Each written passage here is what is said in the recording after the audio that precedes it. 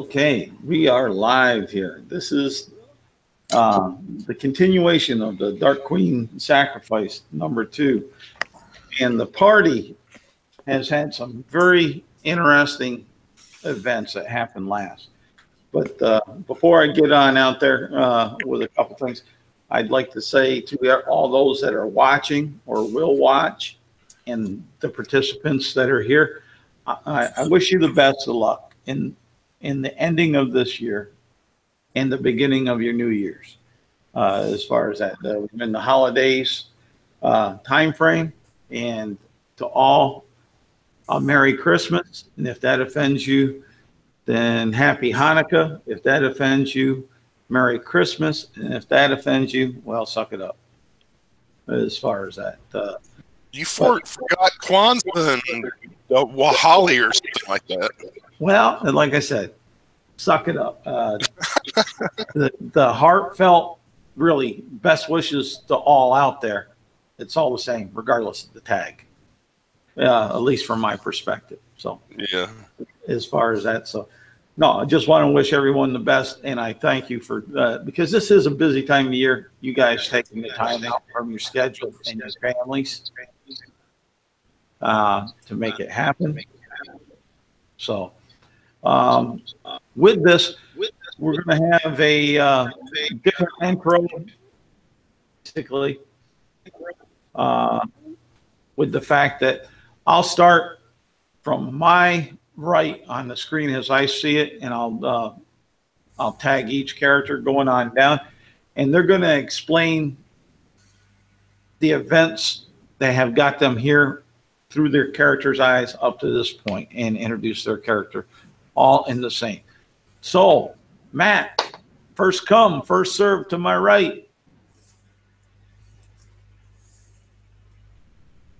You're muted, Matt. There you go. Yeah. I really didn't want to go first. I'm Matt. I'm playing a hunter of some sort. He's a magical guy that focuses on bows. He was sent here because the magic in the south seems to be draining from the forest, and he was sent to find out what the issue was. The events from his perspective was he went up into the mountains. Some creatures were throwing rocks from behind rocks. People casting spells and crazy things happened, and while resting, a bunch of wolves appeared, having to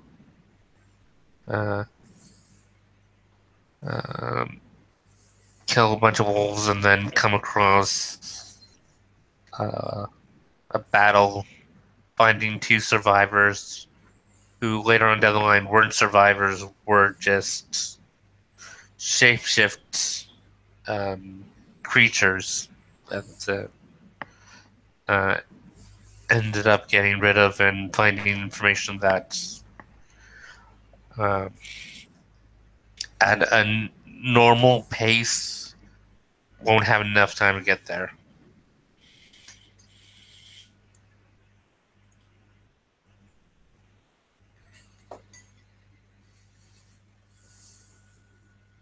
Okay, after Matt, on my screen, next down line would be Ty.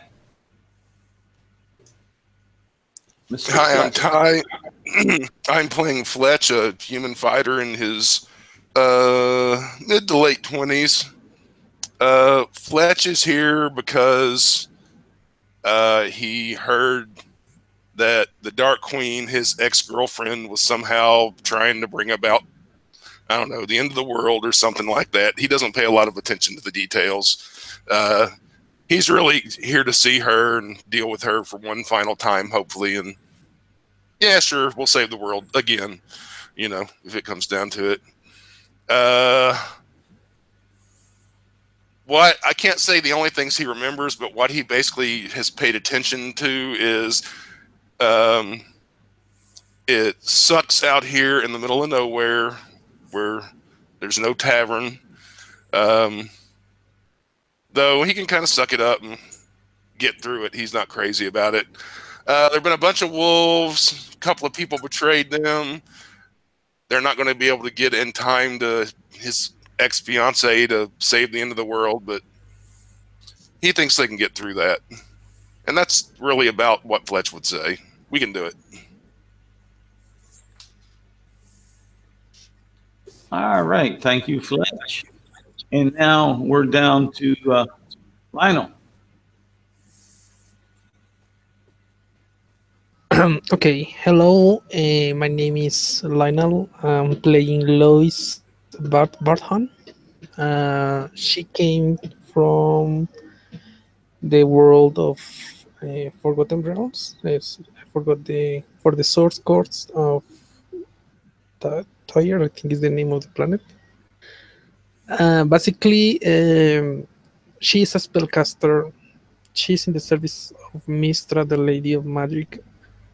She is worried about what is going on, because not only because it affects her directly, but because well, it feels like it's going to change for worse.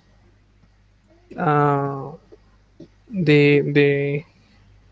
environment of on the world of Airewood itself. Um, Surprisingly enough, she's not that that much bothered with the surges. She kind of hates to have them even when she's just casting simple cantrips. But she is already used to that kind of wildness in the magic, because she is a wild magic sorcerer. Um, she is basically trying to solve the troubles, the puzzles that the adventure has been throwing at the party. Um, she is worried about losing people because she knows that there is strength in numbers, and if the party is going to fight such dangers, it's better to keep alive as many as possible. Uh, and well, after the betrayal and the knowing of that there is someone uh, in inside the Earth organization, I forgot the name, Earth thing,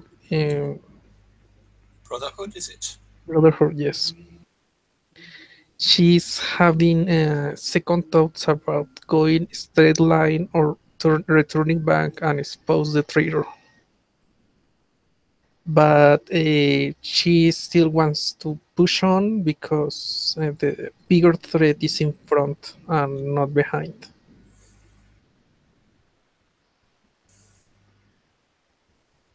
And I think that she still is currently trying to find a way to shorten the distance in the amount of time the party has. All righty. Thank you, Lois. And now we're down to Caius. Gil Amakir, the hulking half-orc, has been out of it recently.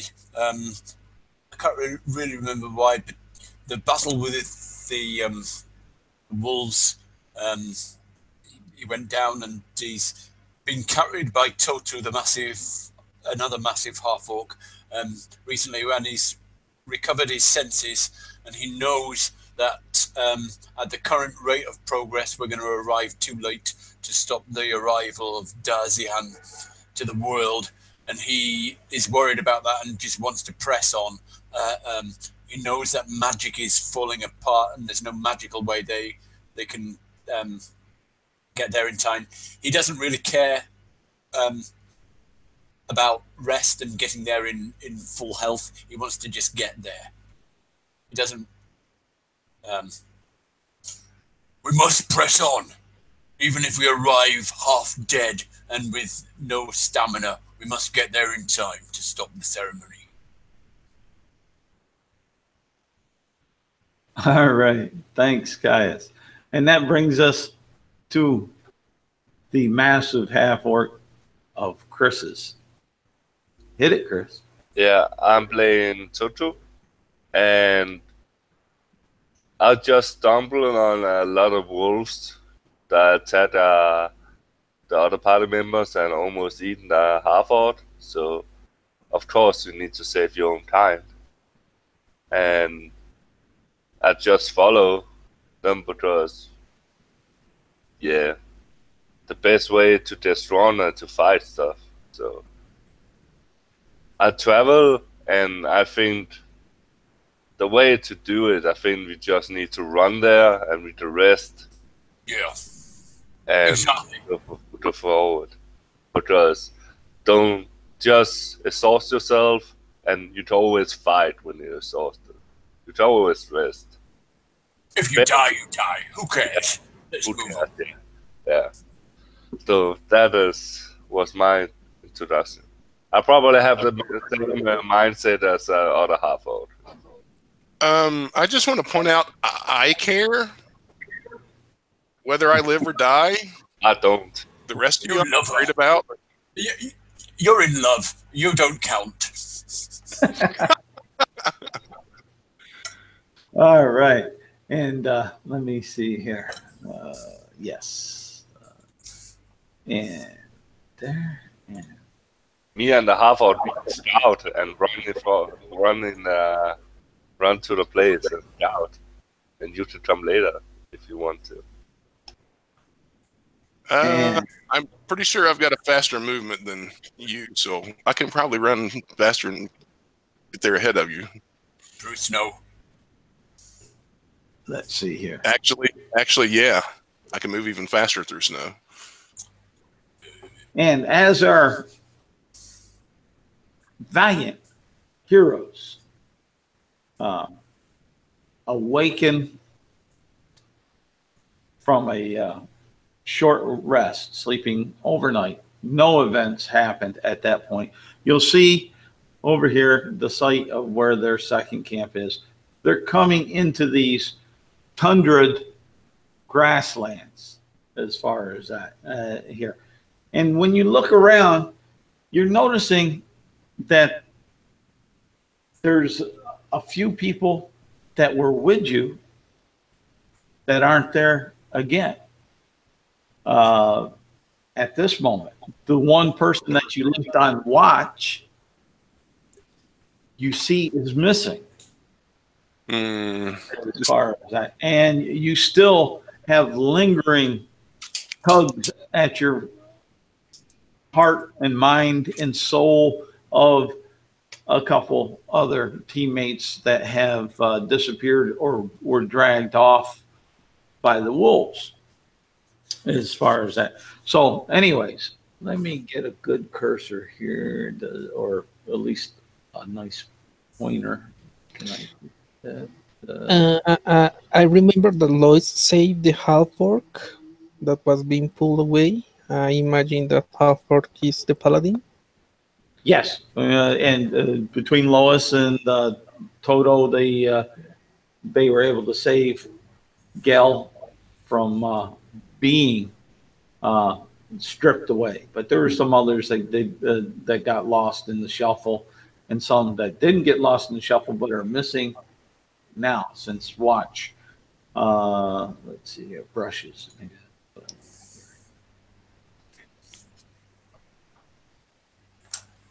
This one. Yeah, I'll use this right here. But right here's the second camp where the yellow spot is, and that big old black sphere of annihilation is coming by and eating things up. As far as that's where you guys are set. There, the scene is set there. we're looking at that because of all the battle that took on so late with your two saved individuals that turned out to be spies, so to say, assassins. You ended up sleeping on in a little bit. It's 8 o'clock in the morning. You have a short rest accomplished. So whatever your character types get with a short rest, you can regain. I thought that we decided to press on taking 2 sets of walking between each short rest.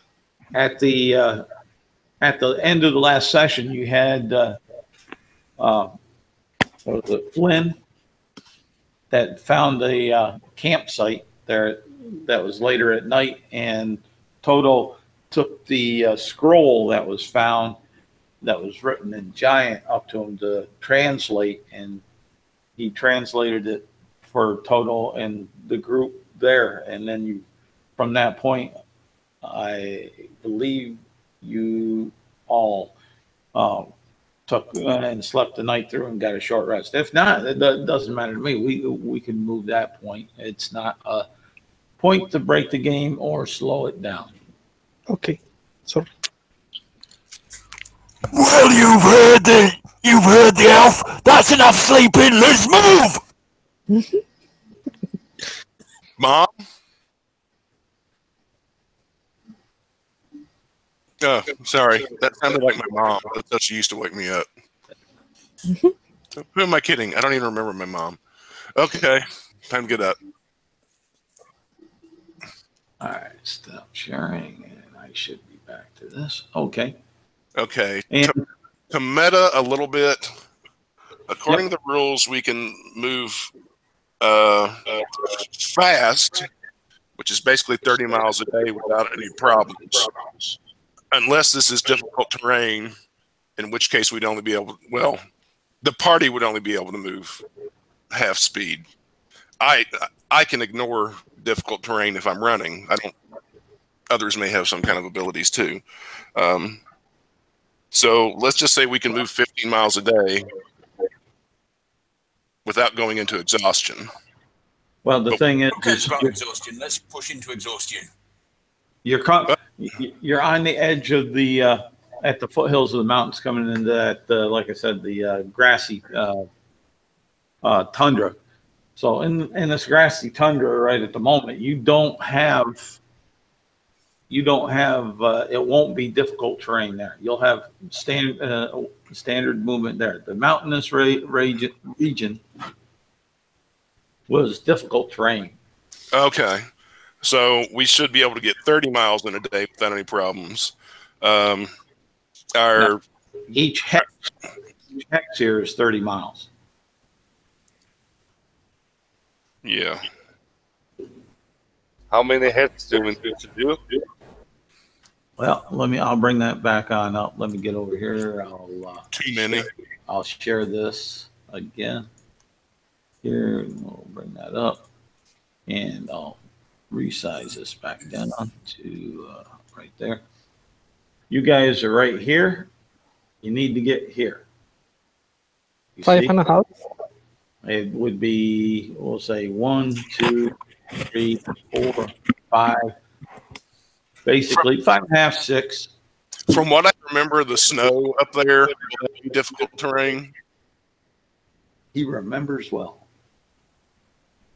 Unless you have certain things. How many days do we have? 4. 4? You'll remember that from the time. Now that's as per Flynn saying to you guys from the translation from the order that were on the Oni that you guys defeated in last session. Okay, if we move it normal speed, 30 miles a day, or moving fast, we should reach the snow in about 2 to 3 days, depending. Is that 30 miles for 8 hours? Or Yes. Yes. So if we do 16 hours, we should get two hexes. Yeah, but the problem is for every hour over hours a day, we have to make a con save. And if we fail, we start getting exhausted. I think the plan was to get exhausted, just not to get too exhausted. Okay. Yeah, I mean, a level or maybe even 2 of exhaustion probably wouldn't hurt anybody too badly, but if it goes beyond that, I mean, We're losing speed anyway. So, Level 2 exhaustion reduces speed by half, so it's sort of managing one level of exhaustion. Yeah. That and a disadvantage on skill checks. Yeah. But right now, the biggest difficulty is speed, so we gotta. We need to test time, so we move push it and see how far we get, and take it from there. And here's the thing about exhaustion: you only reduce levels of unless we use some kind of magic. You only use reduce levels of exhaustion with a long rest. We changed it to a short rest because it's 8 hours. We were allowing that on that because it was just going to be too brutal. On this for you guys. I know it's kind of a cheesecake way of doing it with trying to play 100% gritty, but it was the only way to go with the party that it's not a big. It's not a game breaker for the GM. Let's put it that way. Okay. Well, I say we take off running then. Yeah. Let's go! All right, then let's see who has the highest, or what your guys is. We're all at 30 moves, aren't we? So no. Mine's 40. Mine's 35, and once we hit the snow, I won't slow down. Good. Let's see here. I will. Yeah, I won't either, but I will slow down too. All right, anybody with a passive perception of 15 or above, because you're moving along at a normal rate of speed, you'll notice that there seems to be out in that area from time to time. It seems like you see, there'd be about 4 foot wide scorch marks on the grass, like where the grass was burnt here and there. Those that are with a passive perception of 15 or higher. By flames or something else? Are you going to stop and inspect it? No. You're just noticing it looks like it was burnt, scorched, 4 foot wide sections. For sometimes it looks like it was drugged along for 7-8 feet. Other times it may have been for just 4 foot. So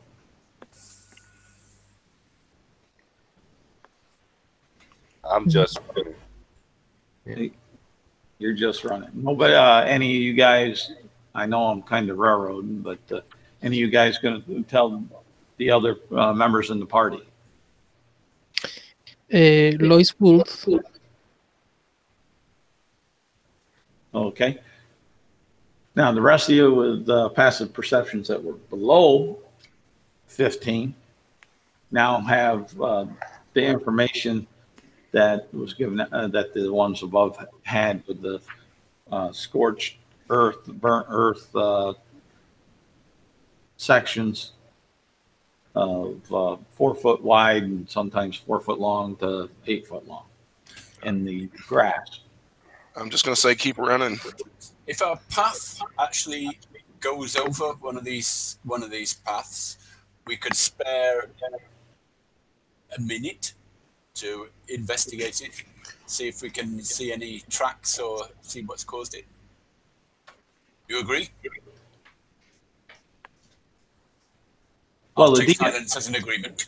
that's okay. The DM will agree. He has no problems with that, and certainly You should crosswalk. So you should take a break if you need that. So I didn't hear what you said. you should take a break if you need it. But I thought you were the half to run. I'm a half-orc that likes plants. No one burns my grass. I Is didn't know you owned this place. I'll have a quick look using my nature knowledge. I'll see if I can guess at what has scorched the grass.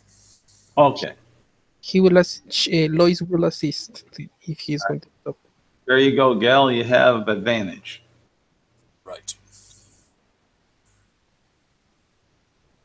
So I get a 22. 22, not quite good enough, but you know, but the things that I'll give you is the fact that you know it was an intense heat that had done this, and it seems like it would only burnt within enough within that 4 foot area to actually burn and scorch. But you'll notice when you're looking, thinking about it, you checked outside of that, and you can see where the heat for about 5 foot on either side of the scorched path had wilted the grass from the heat, dried out the off the dew, and it dried off and sucked out what water that seemed to be in it. You didn't notice any footprints.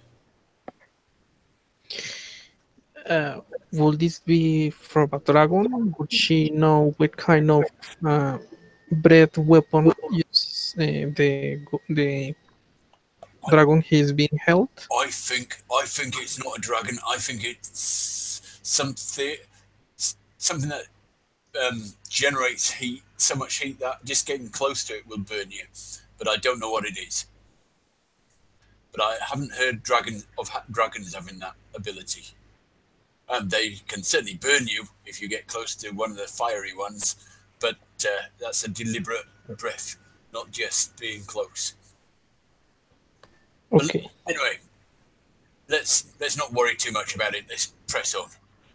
That other half-orc looks like he needs somebody to carry him in a minute, so we better keep behind him and be ready to pick him up when he falls down exhausted. I just flipped the bird to him. 10 +2. Okay. And as you guys are running on down, any of you that has a passive perception, well, what would it be? Yeah. That's that'd be like above the 10 will notice this red kind of large lizard about 120 feet up in front of you off to your east direction. Holding a spear. And let me see if I gotta check and see if other ones see if the other ones here. Okay, that's that one. No, that won't find it. Okay, But are we doing north, right? that won't find it. And what's nope, that won't find it. Okay. And see here. 1 second. Yeah. All right. None of you noticed something else, but you do. Most of you save. What is it? Save Gail, I think it is. Yeah, Gail. Gail doesn't notice.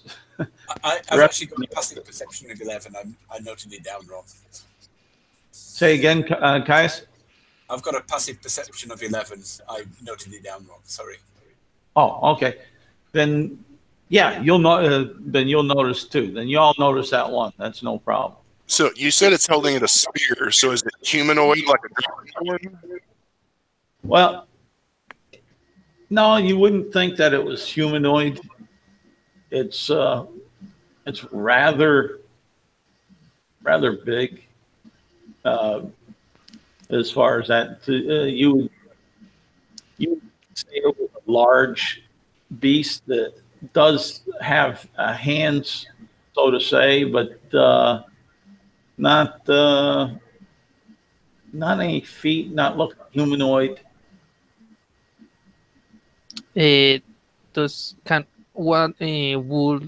What check would be needed for Lois to identify the creature?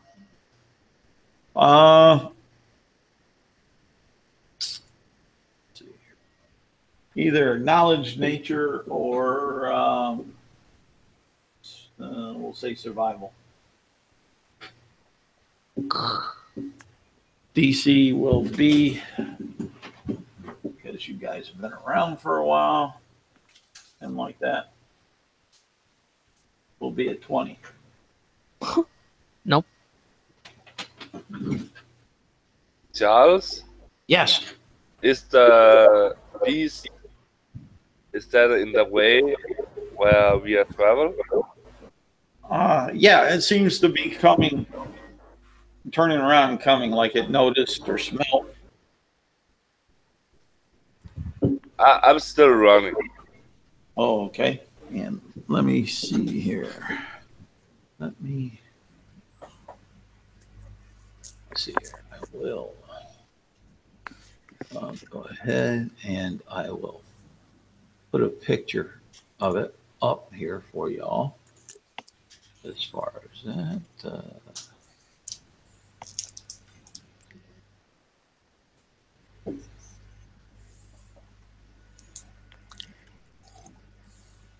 this way you can at least have an idea of what you're seeing.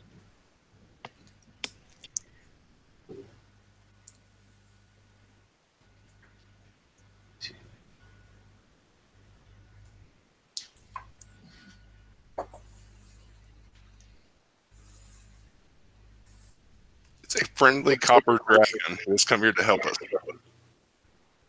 Yeah, you can think that.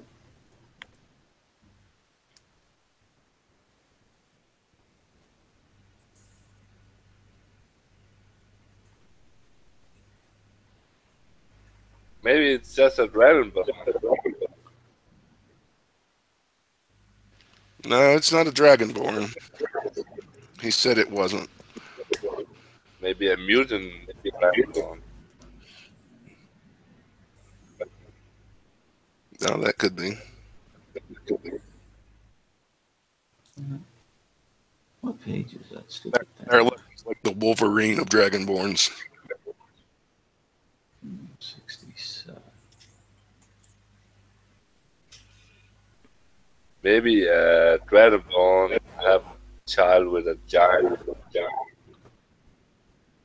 What do you call that? An abomination. Yeah, let's see here. Yeah, right there is what I want to show you. So let me, hopefully it'll come up all right on the share shot. No, it didn't. For some reason. All right, I got to choose a different screen for this thing.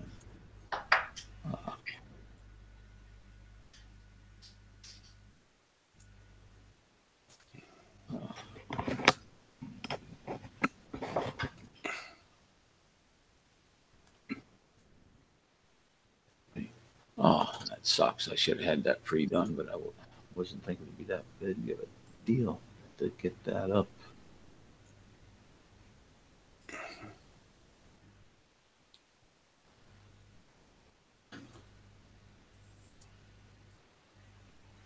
Let's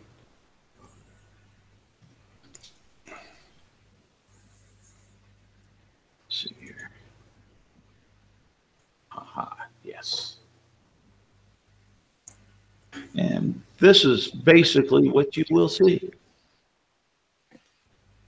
Well, that sucks. right there.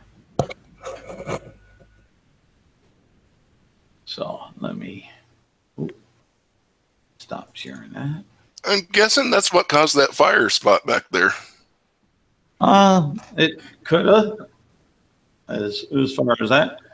So we have Toto that's running still kind of towards it. It's just kind of coming towards your direction. And for right now, let's roll a niche. Oh, okay. And put your niche in the chat.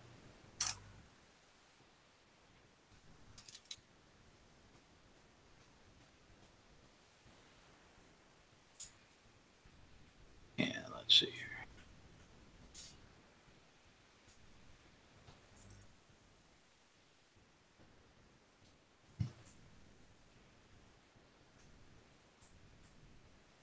And let's see here. Okay, is that everybody? All right. 17.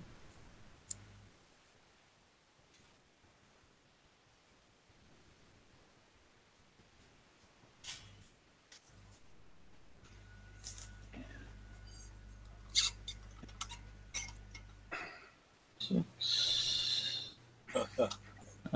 Yeah, 8. All right, and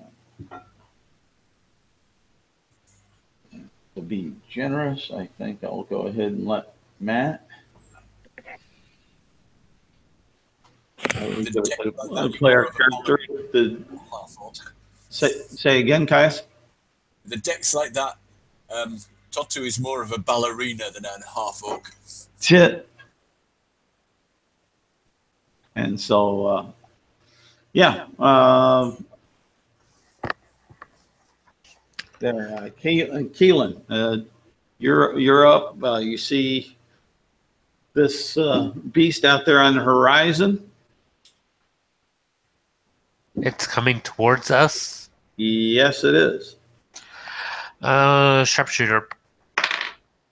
That was a 10. You missed. That was a 23.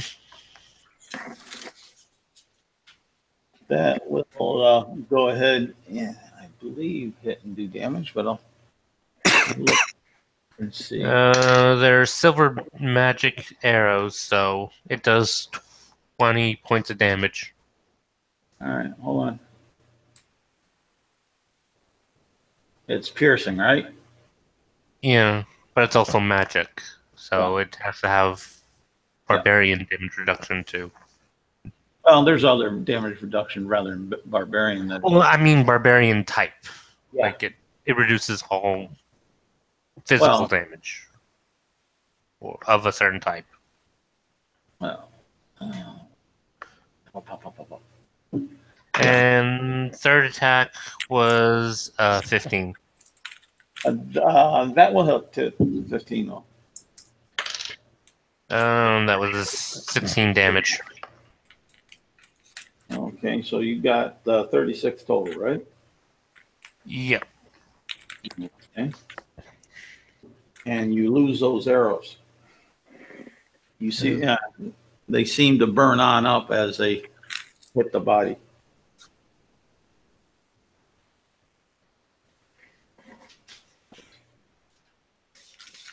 All right. After that, it will seem like it dashes towards you, so it moves 60 foot up to you, and behind that, at this time now, seeing that as a free action, it's going to holler something out. Any of you guys speak Ignan? I think that's primordial, and no, I don't speak primordial. It's its own language, Ignan. It is? Yes. I thought in 5th they combined it under one. Nope. Lois knows primordial, and it's Ignan is a dialect of primordial. Yeah, So she can understand at least half of it. It's a dialect, but it's not primordial. Since in the monster manual they put it down as Ignan as the only language it speaks. You'll pick out. I'd go ahead and allow you to pick out certain things, and you would probably determine that it said attack is the closest you'll come, and you'll see that over the ridge or over a grass pile comes up a head of another one that looks very, very similar towards your direction. So that's them. That was 120. It's 60. For most of you, it's at this point, they're 60 to 90 feet away. For Toto, they'll be a little bit closer because he said that he charged before we got into a niche. So he's probably about 30 feet from the first one, 60 feet from the second. And after that would be Fletch. Okay. Fletch is going to take his movement. He's going to the right, like he's running around them. And the front one, he's going to shoot 2 regular arrows at it. I got a 25 and a 22. All right, they'll both hit. You see them burn on up as you go. We're a total of 17 points. All right, 17 points. So I'm moving 40 feet to my right, their left, going around them. All right, which one did you shoot at? The front one. Okay. And you did 17 points, you said? Yes. Okay. All righty.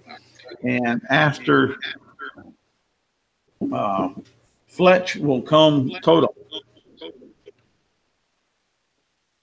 I don't run that past the closest. Okay, the closest one to you is 30 feet. Yeah, I don't want to move up to him. I try to attack him. All right, as you move up to him, before you get the chance to attack, let's see here. Where is it?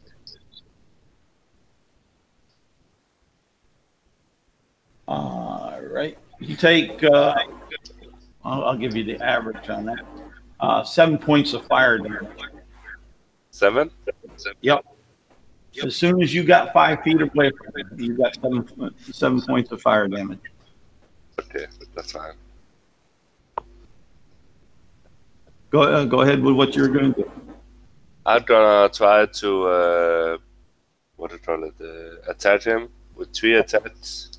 All right. And I'm gonna use my great weapon thing on all attacks. I roll a 20, and I roll a 17, and I roll a 5. So 2 hit, the 17 and the 20. yeah, yeah, but that one on the die. So 1 is a crit. So Okay. I'm gonna. That is 10. I have to re-roll that. 19. I have to re-roll that.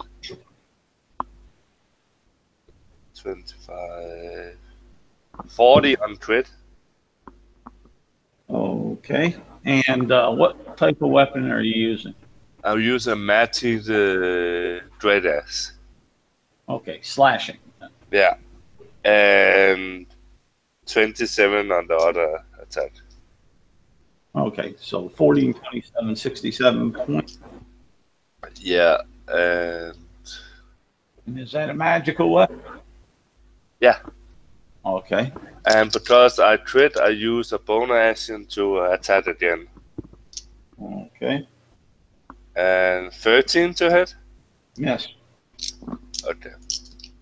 I think that was my turn. Okay.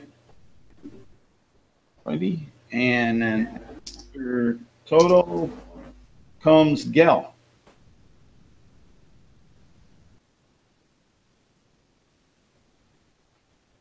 Gil owes his life to the elf and the half-orc. The half-orc looks to be fine, so he'll just stick by the elf. If I can drop down the initiative order down to... Can I change my initiative to 5? So I'll just move just after the elf and sort of basically so I can... Yeah, all right. There again, that's your call. You're going to... You choose to move, basically move last then, so we'll go to Lois. She would like to try to see in her mind if there are fire like maybe they are vulnerable to cold.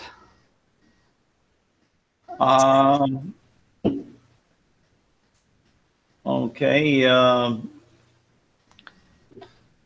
Explain to me exactly how you're doing that. Well, she is proficient in Arcana. It's 11 plus 11 in Arcana. Maybe that helps. Not she has plus 7 in medicine. Well, the medicine won't help you on it. The Arcana, yeah, it would as far as that. So roll a Arcana check. 27. Yeah, you'll know that these are elemental. From what you can recall from some teachings, elemental that's out of the fire element. Okay. And that's all you can do. So she would like to try. Now, using your skill like that is your action. Okay, she will pick her. If you got a bonus action or a move, you can do those. Yeah, pick her shield. Be prepared, and her Arcana focus. She will be ready in case someone get close. Okay, back up to Kaylin. And Gel, what are you doing? Gel's just Gel's just sticking by next to Lois, using the dodge action. If anything comes in, and he's covering Lois with his shield. All right.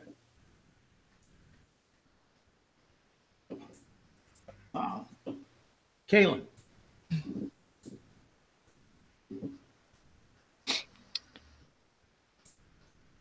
I'm going to fire 3 more magical arrows at it. Okay, go ahead. Sharpshooter. 10. Modified 20. Okay, that one I hit. First one. 18 damage. 18 damage. Okay. And another 10. Okay. And you see those arrows burn on up. All right, that's.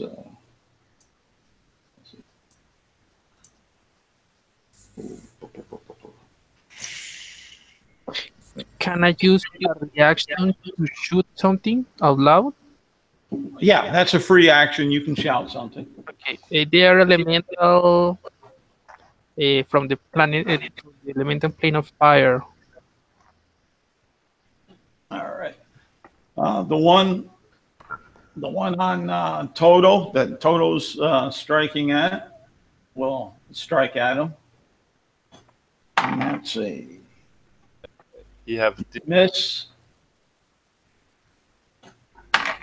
And that one will hit. And plus on top of that, Toto take another 7 points of heat damage.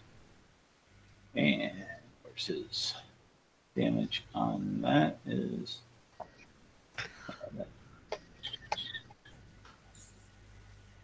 2d8 plus 4.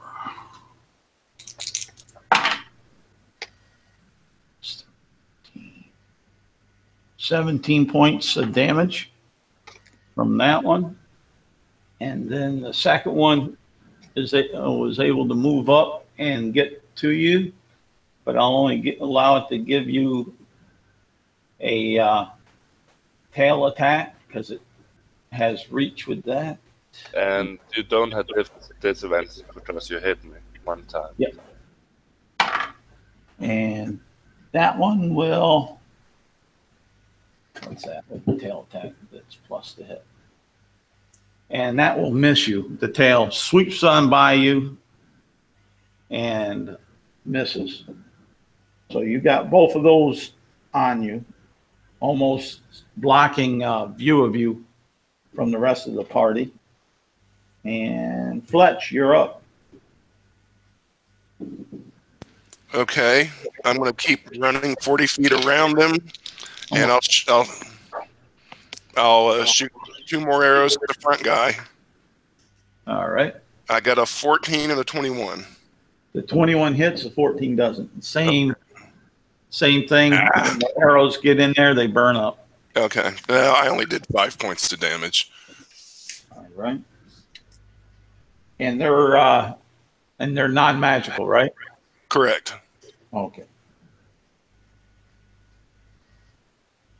All righty. And after you is Toto.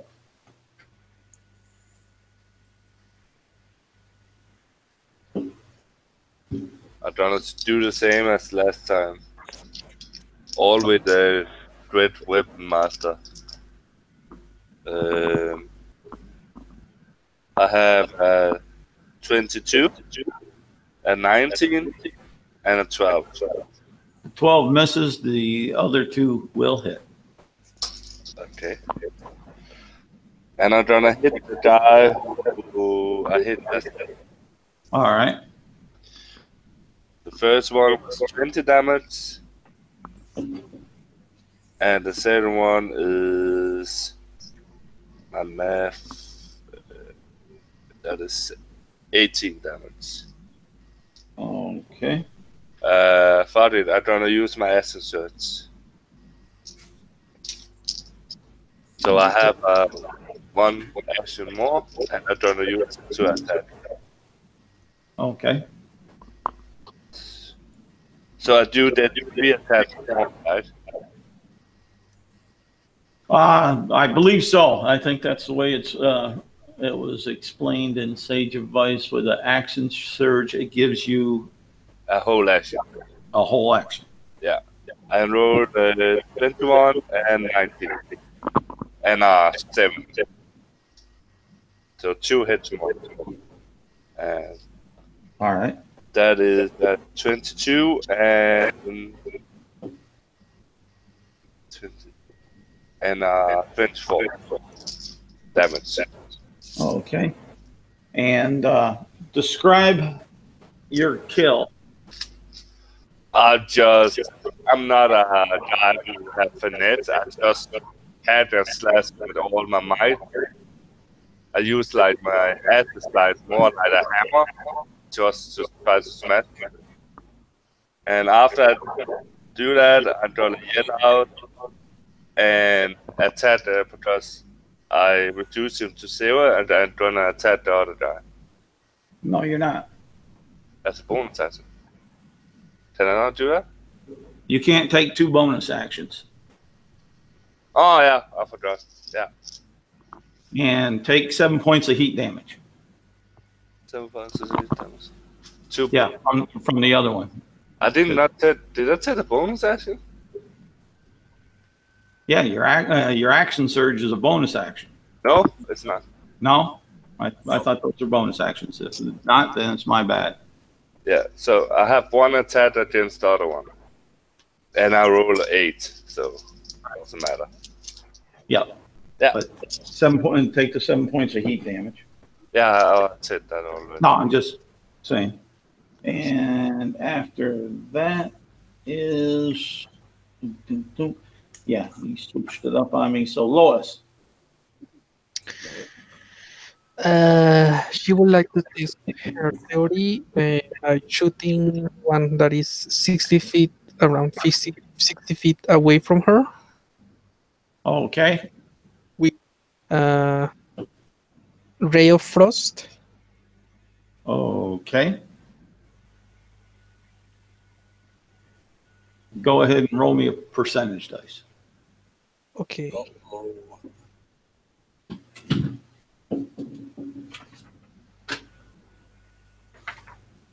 9. 9. Okay. Roll me another percentage dice. 17. 17. Yes. All right. Let me get to it. Let's see what's going on. Yeah, we'll go ahead and roll, see if you hit.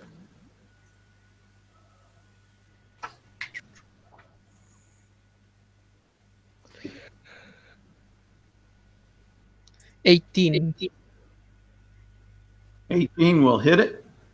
So roll up your damage. 16 points of cold damage. All right, and let's see here. Okay. So here a second. Better control that.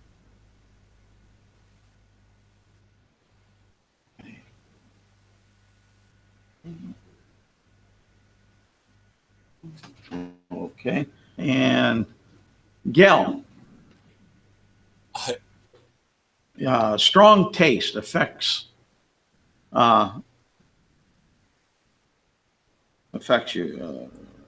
Roll a d6.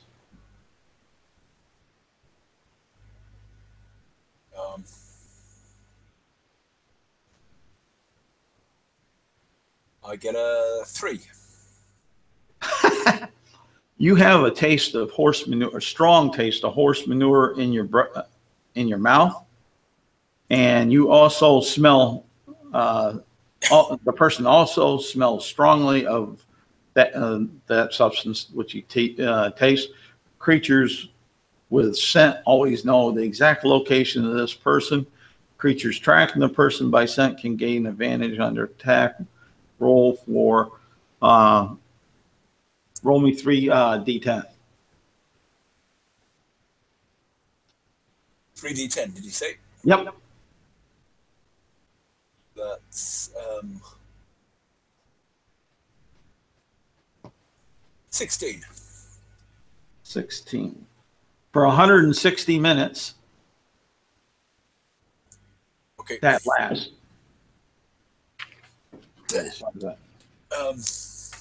So you're up now. 2 hours and a half. So I'm just. Hold on. Say what, Lionel? 2 hours and 20 minutes or. Yeah, he'll smell like horse manure and have a strong taste of horse manure in his mouth. Well, what about the damage which she would have seen from the attack? Well, you'd see that it hit, and it seemed like it produced pretty much the result that you wanted, almost a maximum effect. Okay, they are vulnerable to cold, she shoots. And that's it. That's her action. Yep. Go ahead, Gel. So Gel is spluttering and stinking, and you just hear him shout, "Fletch, that sausage you gave me for breakfast has come back." And he'll just continue with his. He's not sure how many of these things there are. There just seems to be a few, and his companions are taking care of them. So he'll stick by the elf and stick with the same tactic of defending the elf. I forgot to tell you, that wasn't a sausage. All right, we're up at the top of the order then with Keelan. I'm gonna sharpshooter the other one. Okay. 26. Yeah, that is 18 points. It's a magical arrow. okay. 22. 70 points from a magical arrow. 70? 17. Oh, I was gonna question that one. You hit me first. I like 70 better. And I got an 8 on the last one. Right, miss. All 3 arrows burn up. Right here, let me do my math here. Okay, there we are. At the hit points there. And the one that's up there on Toto will strike at him. Disadvantage. And okay. And he'll hit you on his second one. And you'll take 2d8.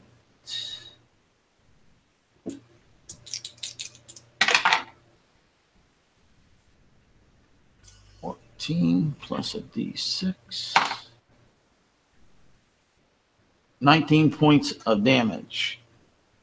5 of it is from an additional fire damage with the attack. And But how much in all? 19. Okay. And you'll see that he's kind of trying to move up closer to you, almost like he wants to try to roll over top of you, but that's what just the thematics look. He's emboldened himself. Lois can make out some chatter that he's hollering, and all he can get is something about my mate. And then we'll go over to Fletch. Okay, I'll keep running around behind. There's only one standing now, right?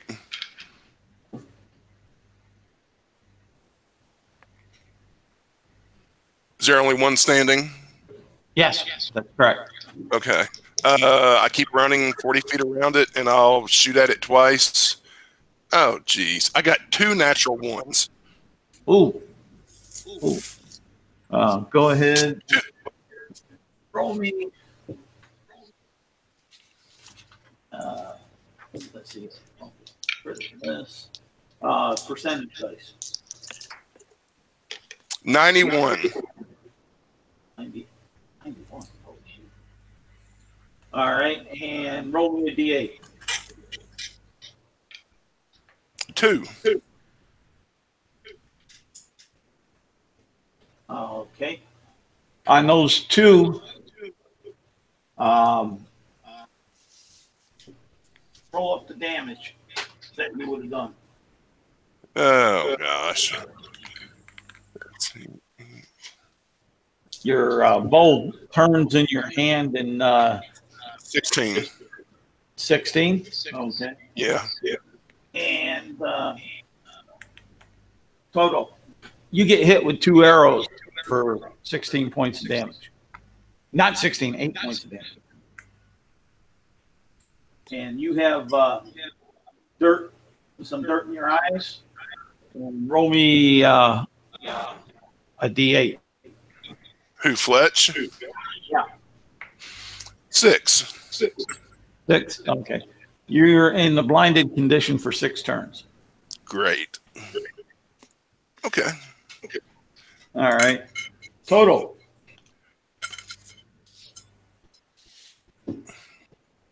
When I get hit with a arrow, I can do that. Say what? When I get hit with the arrow, I don't say fang. And I don't snap the arrow and I attack the thing. The lizard. I roll a 22. All right, that'll hit. A 21. And the last one was a natural 1. A natural what? 1. Okay. Take 7 points of heat damage to start with. And on the one, roll me a. Well, let's do this first. The 2 hits that you hit, will give me the damage for that. Yeah. That is 23. And 23, and this is 26. All right. And I rolled a 1 there. Okay. Now roll me a percentage dice. 17.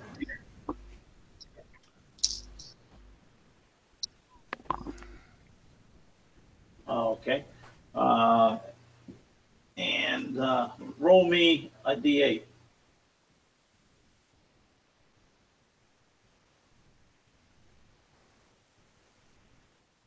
Six. All right, I'm going to have to. There's no way you can hit the wrong target. So, what would be? Okay, roll up your damage on the last one. With the great modifier? Great, Yep. Just like a regular attack, like you would have hit it. So without plus 10? No, is that what the damage? Yeah, because Yep. That is 24. All right. You twist and slip and hit yourself in the leg, and you take 24 points of damage. Okay. From yourself there on that. All right. And from there, let's see here. It's Lois. Can I use second win as a bonus action? I believe so. Okay. I'm gonna do that then. All right. And that is my turn. All right. Lois. So, what I understood from what you were saying, did they roll bad, or why there is something else affecting their attacks? Say what? Can you hear me clearly? They rolled natural ones. Yeah, they fumbled. Shoot. Is what caused their situations between Flip and Toto. How many are left from? There's one creature left that Toto and Fletch were trying to attack and attacking, along with Keelan. She will use her mace and hit the thing. All right, so you won't. You're 60 foot away, so you won't be able to do that yet. But you're going to dash up there. No, see if it is away, then she would use another thing. All right. She will try to use again her ray of frost. Okay. Roll percentage. 86. 86. Okay. Go ahead and roll to hit. 26. That hits. Roll your damage. 20 points of cold damage. Is that the max that you can do? No. Okay. It's D8. The max will be 8. 24 will be the max. Okay.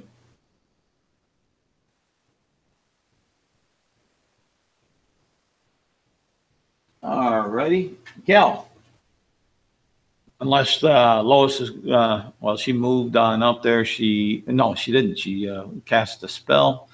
Are you going to do any movement, Lois? If someone else is wounded, she will try to get close.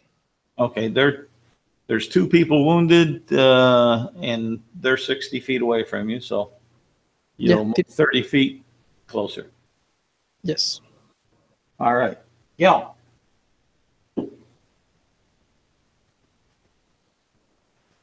Oh, we lost Gil.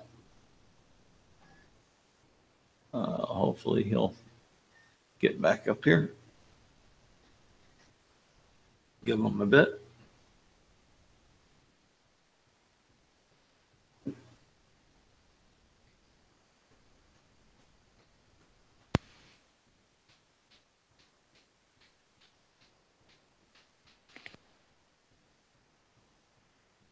But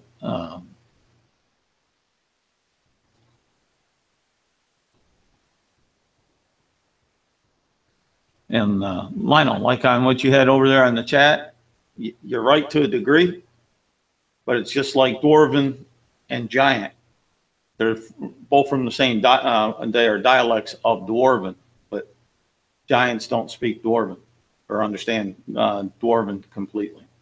Oh, yeah, I got it. Just I thought it was a special rule in Joe. But that's, no, just so you understand the position of it. Yeah, it's under that prime for reading like that. You can make out some characters, but the real delicate points of it, you would miss. That's why you've been getting certain things from this one that's been hollering. Okay. And the other one. We like Danish, Sweden, and Norway. Yeah, well, that's a good one. They're Austrian and German. Or right in Germany, between Bavarian and Frankish. But, well, Gail has dropped out, so we'll go on over. We'll go up to the top of the order, and we'll try to fit Gail on in there if it doesn't get killed from there. Go ahead, Healy. Gonna sharpshooter. All right. 23. That a hit. 17. That a hit also. No, 17 points of damage. Oh, all right.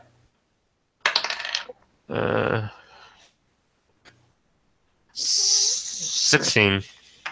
16 will hit. 20 points of damage from magic arrows. Okay, those arrows burn up, but go ahead and describe your kill. I'm just firing at center mass. Just goes right into the heart and burns up. All right. And there we are. We're out of Anish. You dropped around. You see these creatures that are there with the spears that were in their hand.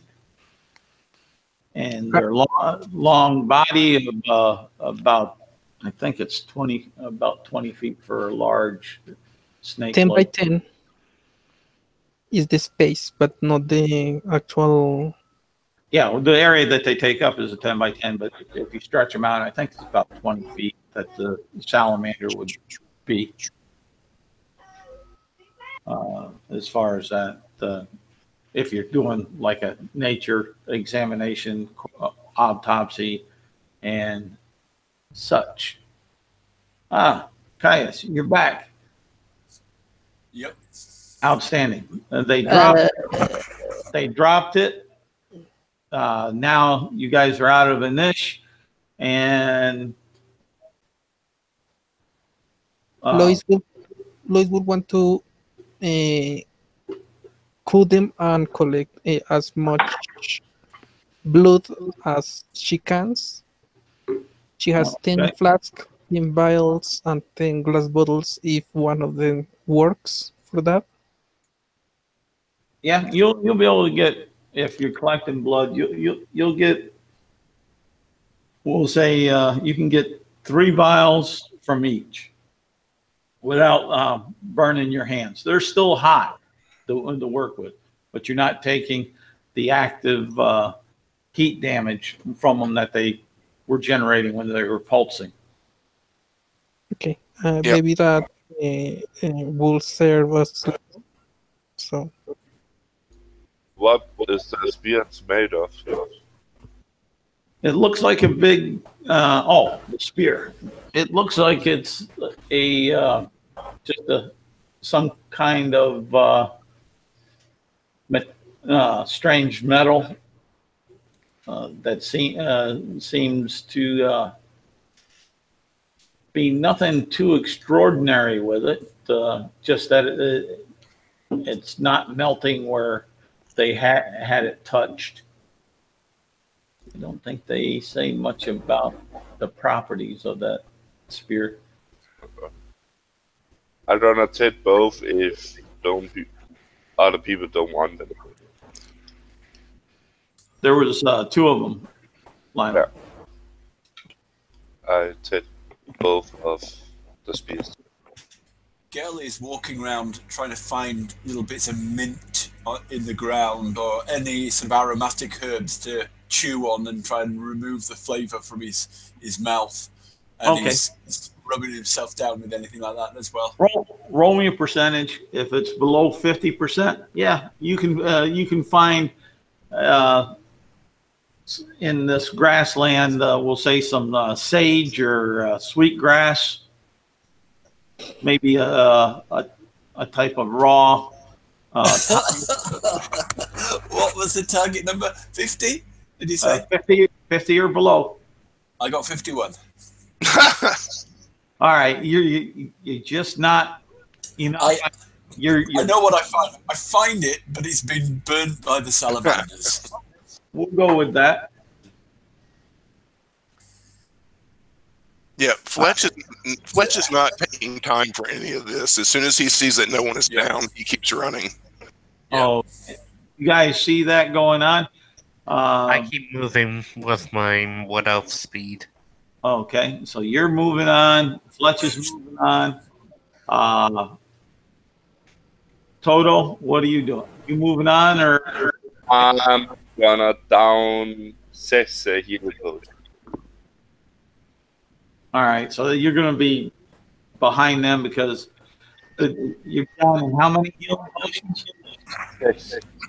6. When I Oh, s- that's 6 actions. So I'll get in the lead. I'll get in front of the Totu. So, and it's going to take Lois to collect all that she wants. It's going to take her probably about an hour. I'll be long done then. An hour. Yeah, for her to collect the vials of blood that she wants from. Are you going to do that, or are you going to be left behind, or are you going to come with us? well, we have to wait for the rogue of the party, so I don't know.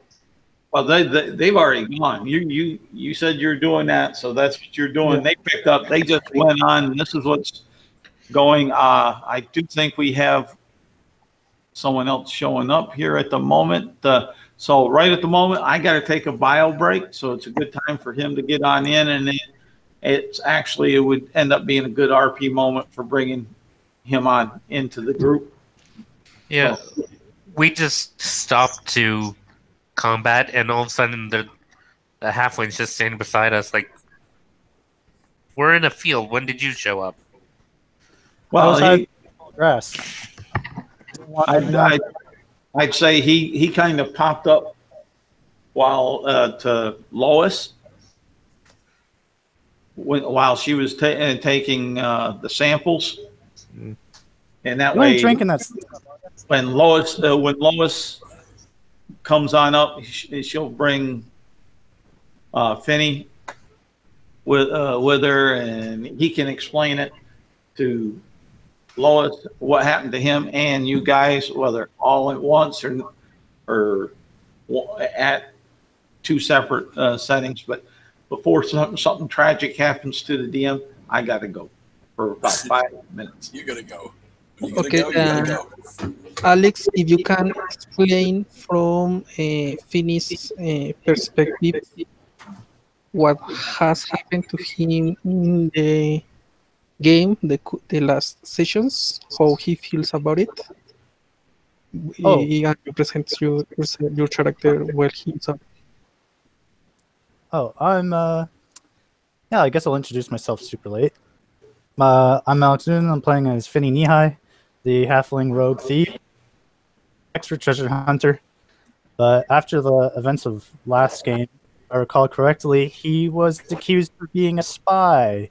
So he didn't like being he's a treasure hunter, and he's known to steal things, but spy is crossing the line, and he doesn't enjoy being accused of things he hasn't done.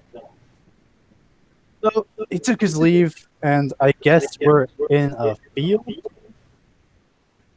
We just at the border, the mountains, and this session we started to walk through fields of grass.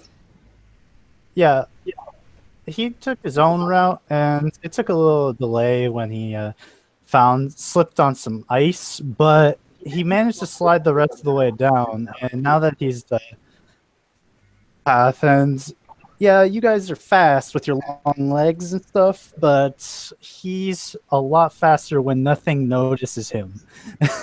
So he took advantage of that small fact, and now he's finally catching up.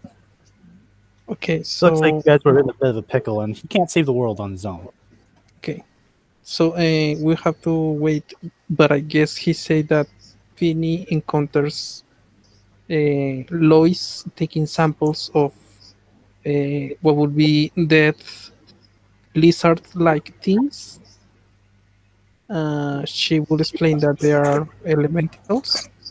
A quick question then, Lineal. Are you going to drop behind the rest of the party an hour behind? He said that it took 1 hour, and I have already said that Lois was going to do that. So that cannot be cancelled. It's your choice. You can, because you can see people moving off. I can't see how, just because you've said you're going to collect these things, you can change your mind if you see other people leaving. To the DM, she can correct that action. As far as that, so to mitigate the discussion that was going on there, if what we'll do is Lois roll. Let's see here. Roll me a perception, and I'll see if it beats what I rolled here. If it does, you'll notice that the party was leaving, and then the choice will be in your hand.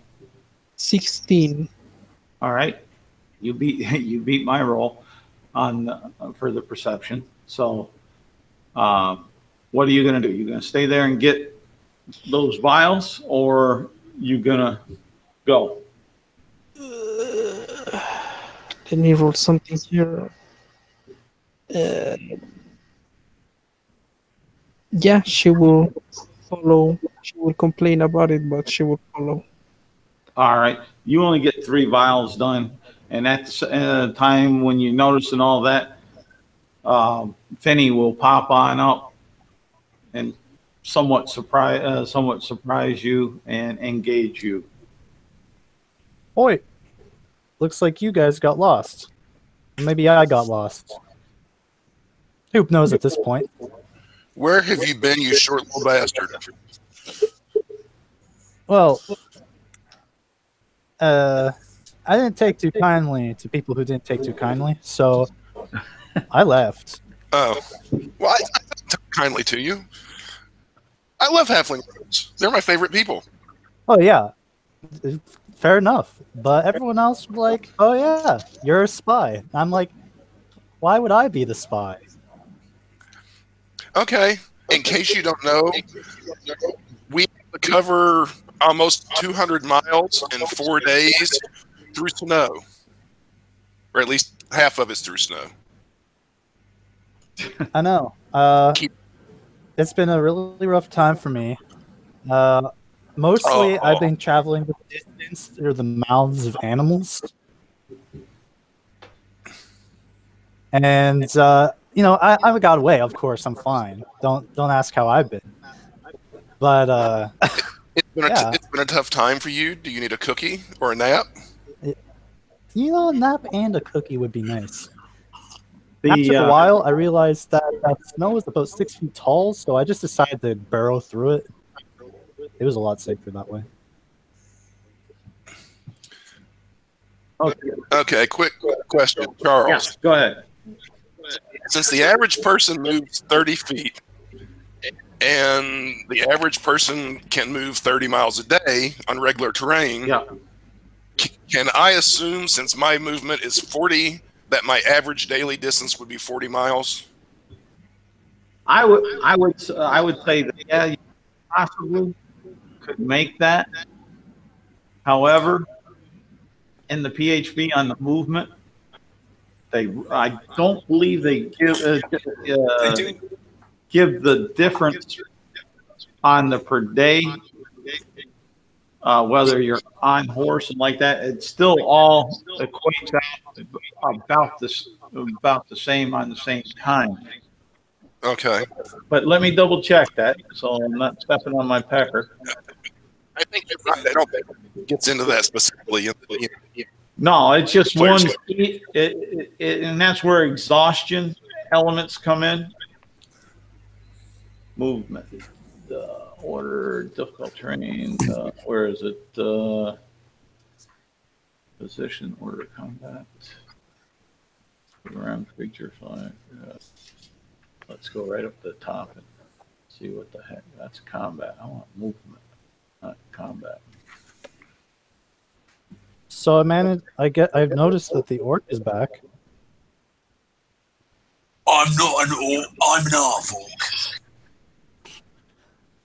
Still got teeth like one. Back to conscious.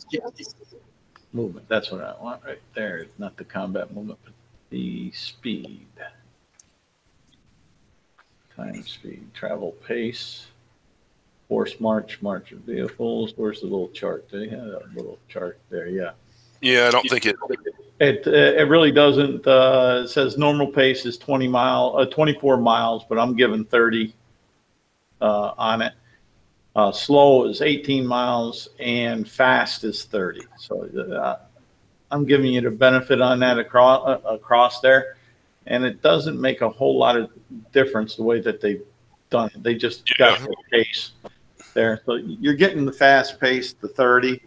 If you go, I'd say, because I'm with you. It makes sense. If I got 40 movement and like that and it breaks on out, I could probably do 40 miles, we'll say.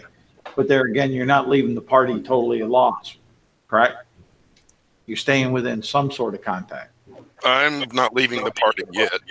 No, but that's what I'm saying. So you're going to slow your movement down. And I think that's how they do a general base movement mechanic for that in the PHP on travel pace. Yeah. It also makes sense. Doesn't make it not too fast. It doesn't make you to run more and another time. But that's so you're not. That's also so you're not exhausted. And as far as that, you don't hit any level of exhaustion. If you want to push past that, then we get into the con checks. Yeah. Ooh, that's not my strongest suit. Are we moving or just talk? I kept running. I'm running. All right. I was behind Fletch. Everyone. Yeah. So we got Gail. You were moving up with the party, right? Well, I was staying up with Lois the elf. Okay. Is Lois the Azamir anyway? Is it Lois an elf or an Azamir? An Azamir. She is an Asimar. She looks like a human, but it's, her skin is lighter. Okay. But, okay, there you go. Finn, Lois, Kel, in this one section. You got the other section up there. You're all, because you know, Lois noticed that they moved on. She's grumbly because she only was able to get 3 vials instead of her intended. And Finn pops on up. You're all able to stay within contact. You guys are moving a little slower because you got that farther behind. You stay in that contact, but you're well within vision.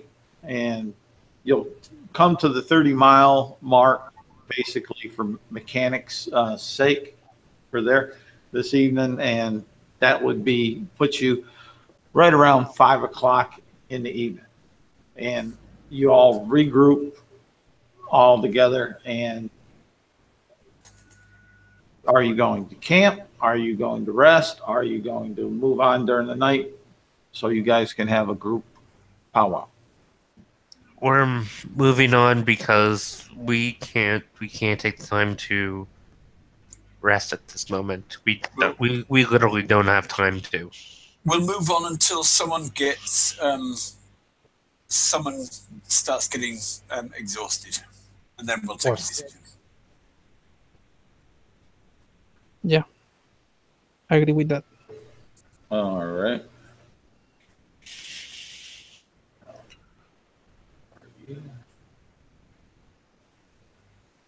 And I'll stick by. Who reckons they've got the they're most likely to get exhausted first, depending on constitution? Anyone weak on that department? Anyone worried about running? Lois does not have proficiency and has 0 modifier. Okay, so Gel, hearing Lois's concerns about pressing on, or noting them anyway, will stick close to Lois and be egging her on and giving her sort of encouraging remarks and sort of trying to keep her mind off the tiredness and pain. And basically that's my role-playing, getting round. If it's I don't know if my if I can actually give any advantage. It's not a constitution save, but I'll be doing what I can to help. Do you have your paladin aura that helps? Yes, but it's for saves. It's for saves, not for. It depends whether it's a GM's role, whether it's a save or a check. Well, I'll go ahead and make it as con saves for you guys. And we'll, you've gone on for 2 hours into there, so each of you give me a con. So the people who Lois, who'd be within 10 feet of me, and I'll be concentrating, you'd get the benefit of a +3 from me. And anyone else who wants to hang around with me, well, one other person. I'm guessing. That's nice. 5 feet.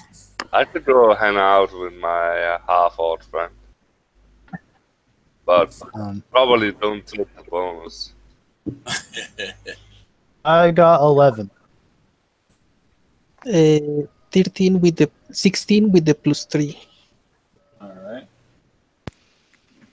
If one of you can do it, or if he'll allow it, one of you big strong guys might carry the halfling.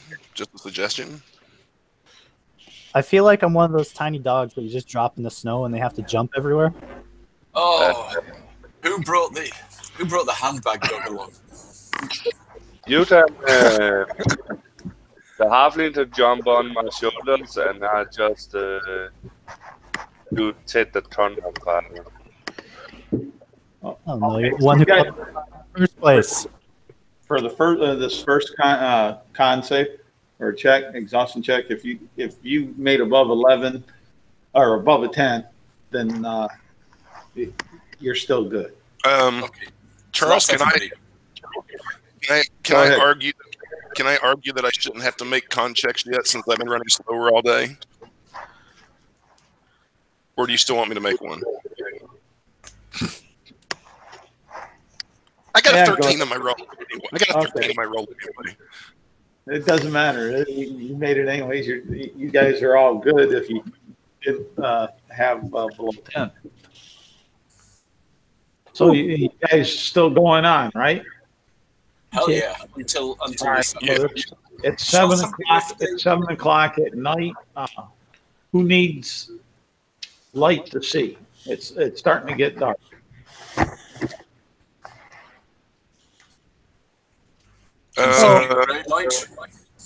Oh yeah, I pull out. Just real quick, did we go 1 or 2 hours over our daily? I took it that the way you guys were talking, you went on for two more hours. At that point, I made you have the con check for to see if you got the level of exhaustion. You're still going on. I'm taking it, or are you not?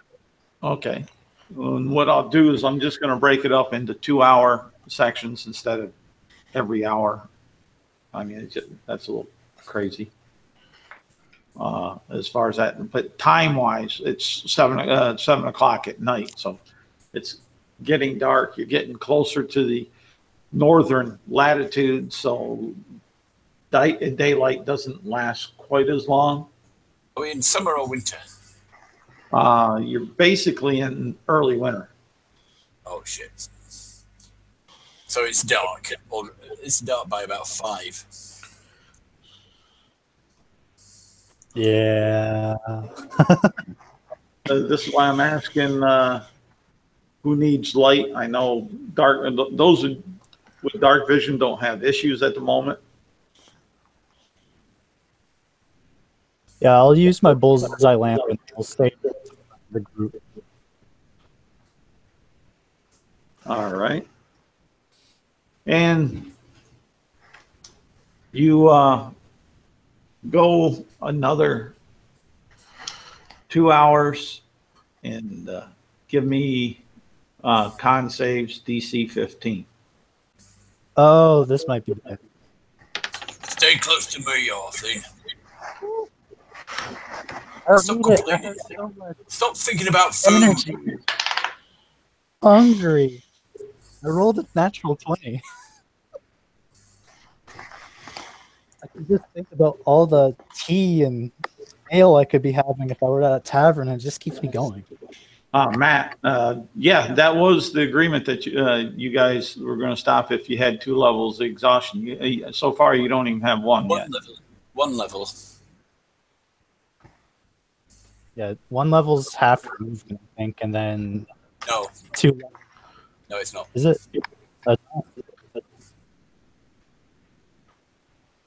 But okay, is that everybody in with the con saves?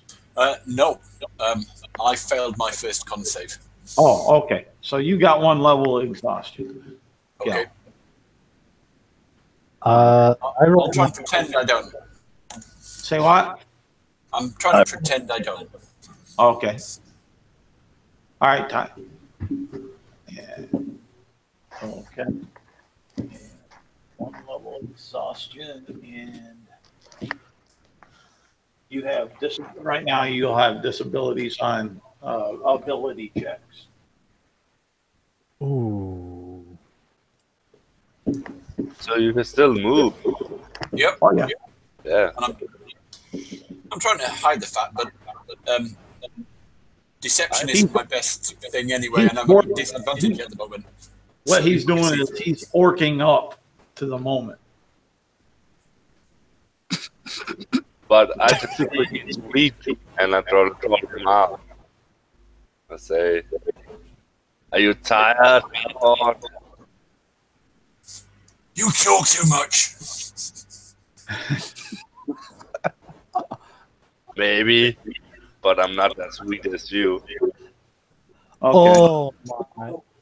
At this point, when you made those checks, and Gail had to suck it up a little bit, it's 9 o'clock at night. It's very dark, except for the light from the bullseye lantern that Flynn has.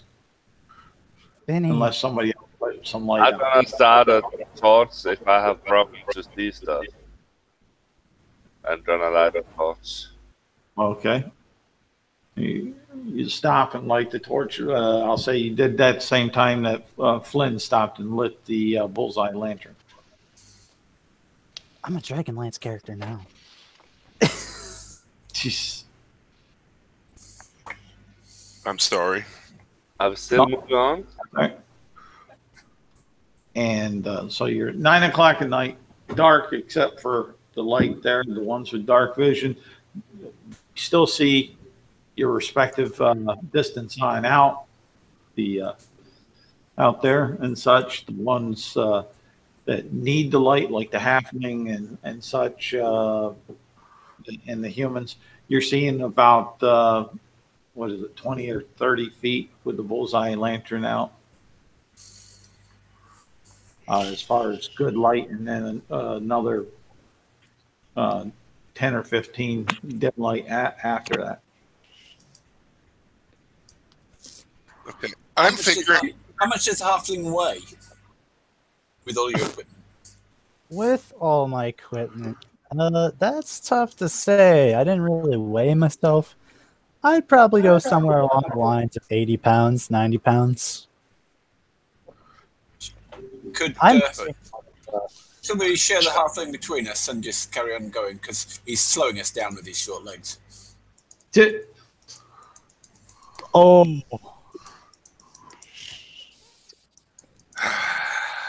I can even carry him for short periods. I'm not that strong, but I've got a 13 strength.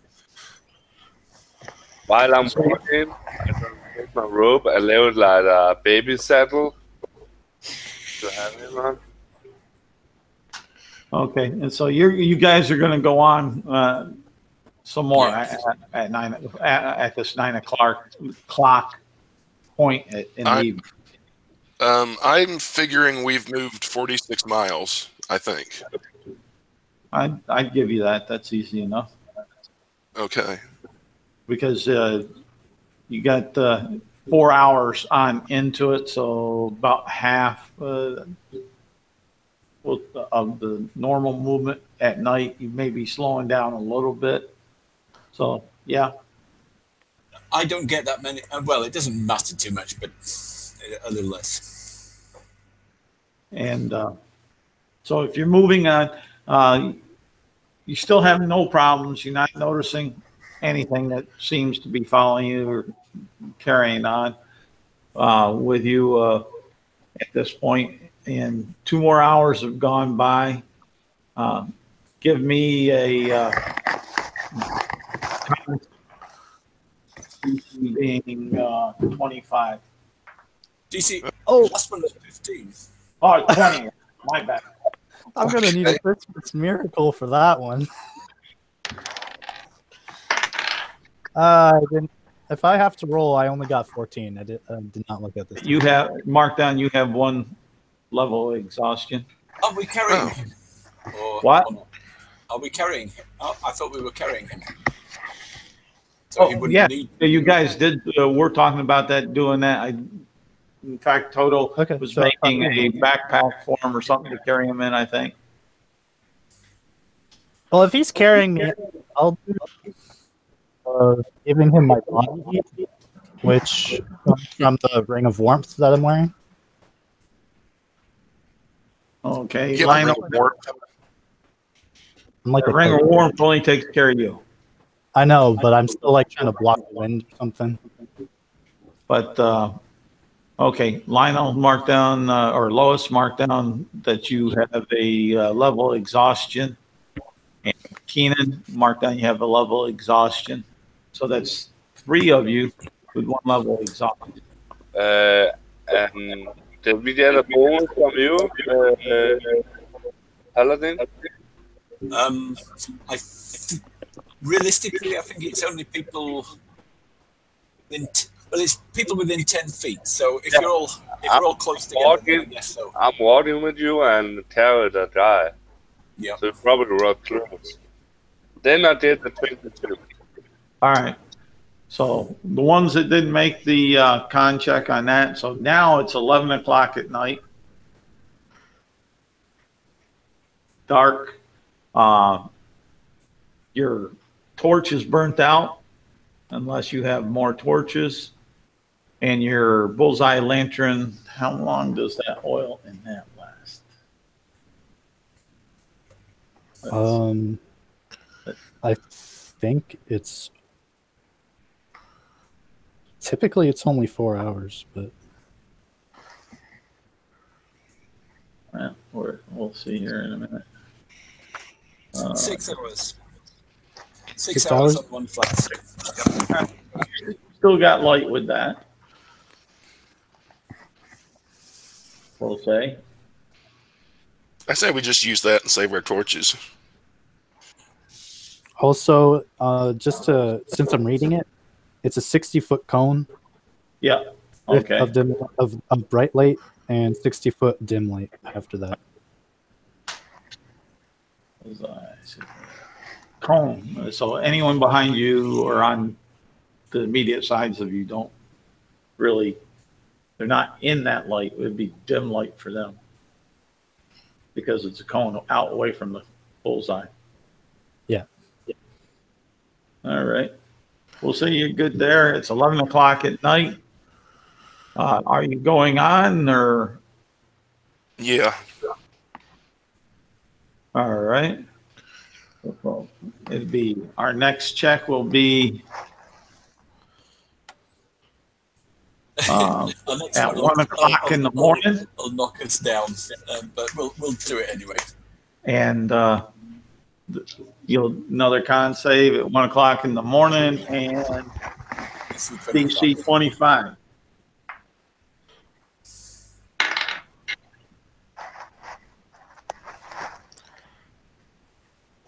All right, you have a level. Okay. So,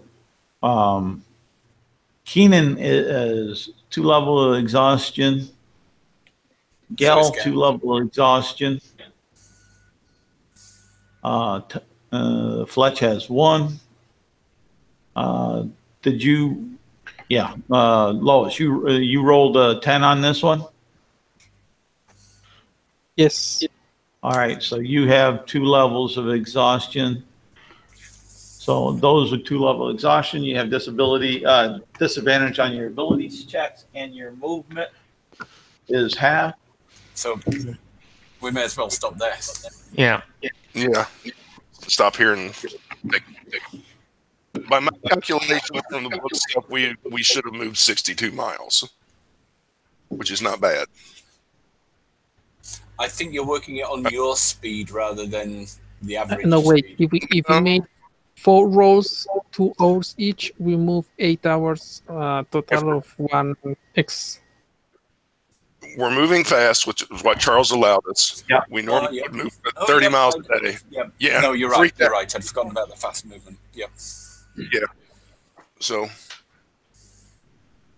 62 miles. Nice. So we still have probably 120 to 140 miles left to go in 3 days. But by the map, we're just getting to we're just getting to the end of the tundra, beginning of the sort of snow. Let me pop the map up and I'll show you.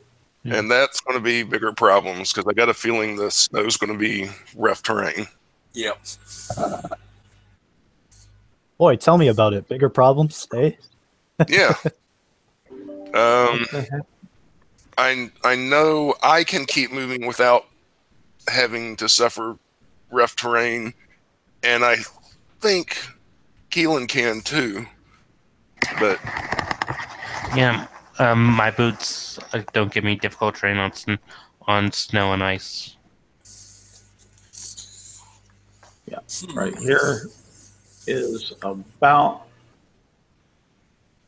where you'd be. Let me change the color of that, and I'll make a dot where you're. So basically, when the sun rises in the morning, you'll probably be able to see snow. Be right about, we'll say, right about there. Let's still Come on, what did it do? Brushes, okay. And I want. Okay.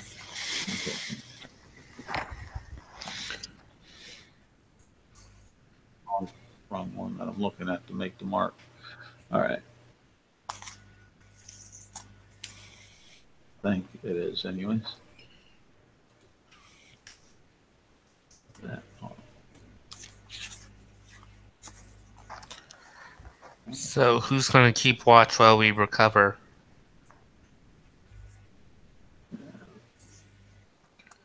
Hey, We'll just have to split up watches. I mean, Yeah. You're still resting. You just won't be asleep. We've got to be kind of I suggest we kind of have two people awake, because if you're exhausted, if you're suffering from exhaustion, it's harder to stay awake. Well, I don't sleep to begin with, so... But you'd probably just go into one of your... You'd probably go off with your meditation, sort of... You'll be off with the clouds. Yeah, you still need the trance. You would still need a trance or something, but... but well, I'll take watch with Gel. He's tired and he bothered to carry me, so I'll make sure he's got good eyes and ears. right here. Right about here. Damn, made it big enough. So if we... I mean, I don't know if it's important, but if we divide it up, so there are 5 of us. If 2 of us take the first 2 hours and keep each other awake, then we swap over and the other 2 take the next 2 hours, and then we leave the rest for the elf, because he'll have rested for the 4 hours he needs, and he'll be able to stay awake for the rest of the time. Well, yeah, but there's 6 of us. And I'll sleep. I'll sleep all night. because it took a lot out of me to come up with that plan. You know, division of labour and things like that. You know, having organised it and come up with used all that mental energy. I need a rest. While the rest of I know. I saw some veins coming out there. Yes. Wow, you were thinking.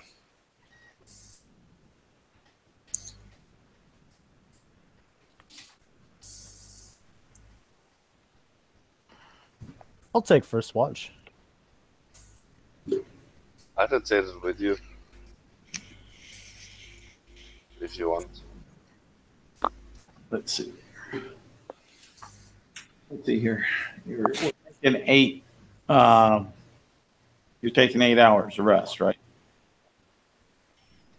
Yes. I think so. Yep. Okay. Then, why don't you go ahead and roll a D8? Because you're making your poison. Okay. I guess that will be me, since I told myself to do first watch.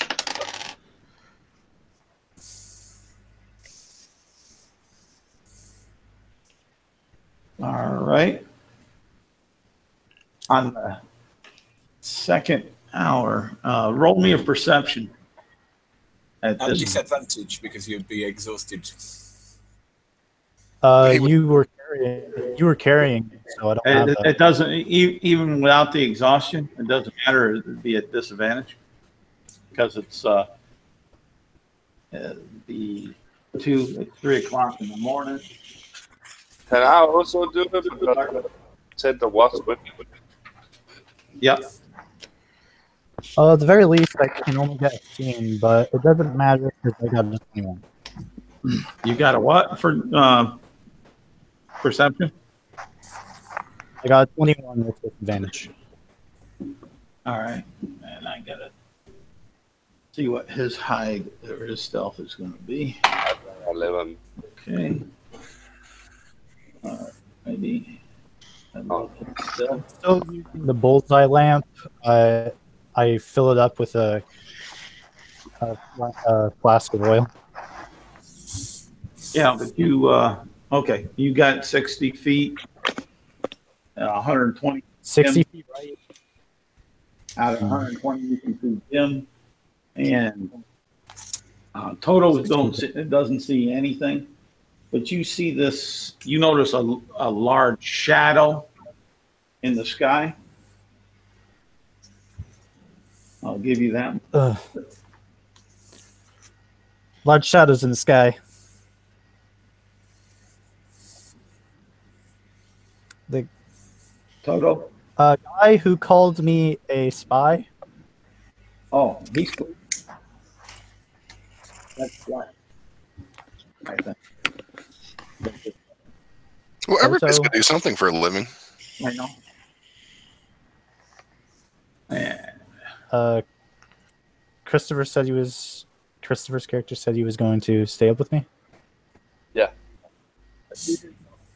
Do you know anything about large birds flying around in the area? I just saw a shadow of, I think, something that was flying. I'm sitting, and my head is down. It looks like I'm reading a book, but I actually kind of sleeping. And I say, ugh. Oh. The only big bird I know is a duck. Or a goose. Can it be a goose? Tasty. Can I make a nature check on what I think it might be? Yeah, I'll give you the opportunity. If it's a big duck, we could eat for a long time on that, and it's good food. Send an arrow up into the darkness and see what happens. If it's big enough, we can ride it. If it's big enough, it's gonna eat me. You don't need to be very big to eat you. 18. 18. You know that it's not a duck. All right, maybe I should start making. I believe it's not a duck because your perception of the size, the distance, would discount that. All right, I'm going to. About this time, when you're going through the action of checking through your memory and such with that skill, you see this black right on the edge, about 100 feet out in the dim light, this silhouette, and give me a wisdom saving throw. Oh shit! Oh, no. Sorry, guys. That's not my specialty either. And I think I'm unconscious, so I don't. Well, it's only Finney and Toto, because they didn't bother to say that they were going to tell anybody or wake anybody. I was about to, but I rolled a 3. Okay. How about you, Toto? I rolled a 17 on a die 18. Okay. Save and throw. Finney, you are frightened. If I'm frightened, I get advantage on that. What? As a halfling, I get advantage against being frightened. Oh, okay. Which I got a 19. All right. Then you're not frightened. You see this big black silhouette coming towards you, and Can I do something? Oh my god, not a goose. Everyone wake up. I'm gonna stand up and say, "Wake up, pussies!" all right. And I'm gonna run against the Glaciator. You're gonna run where? To the plateada. Okay. And Finney, what are you doing? I'm gonna kick Gal in the head. All right, you're running to kick Gal in the head. Wake him up. Oh That man. will wake me up. I'm pretty sure. The rest, that'll the be rest of enough. you that are sleeping, do a con save the wake on up of DC. We'll say since you have exhaustion, I'll bump it up a DC to 15, where it's a medium. Come on, Gal. I heard it said that you have the smallest teeth of any half orc ever saw. Do I need to make a con save when being kicked in the head? No, no, you don't. But I said the rest of them. Yeah, I thought so. As far as that, let's see. It is a halfling. I might not notice the kick. I'm trying. And with that, everybody rolling this. Yeah. And this thing will get the first attack. You'll be surprised. All right. This is classic. And Nish, what's his Nish modifier? I was considering a drop kick, but I didn't want to like be forced to make sneak attack damage. You should have done the drop kick. I reacted so slowly. All right. You got a 0 in Nish? How do you get that? -1. Oh, man. All right. Well, all right. And Lois has a 10.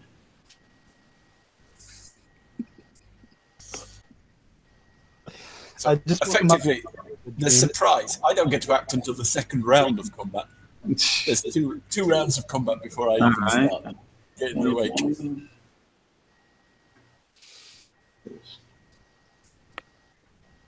And who am I missing? I got initiative 10. That's Lois. I got Gail. I got Killen. Okay, is that the Fletch? Yours is a 10 too? Yes. Okay. And My dex is 18. yeah, so I'll have you go before. Yo, this is clearly not a giant duck.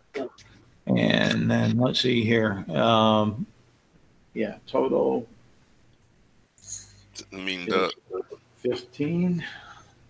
Let's see here. Do I got everybody? Total, Gil, Lois, Fletch, Killian. Am I missing anybody? Wait. Finney. Yeah. I got 9. Yeah. 9. So first is that one. Second is this one. Third is this one. Fourth is this one. Fifth is this one. Sixth is this one. And seventh is that one. All right. And total. Give me a, what is it? A dexterity saving throw. Oh.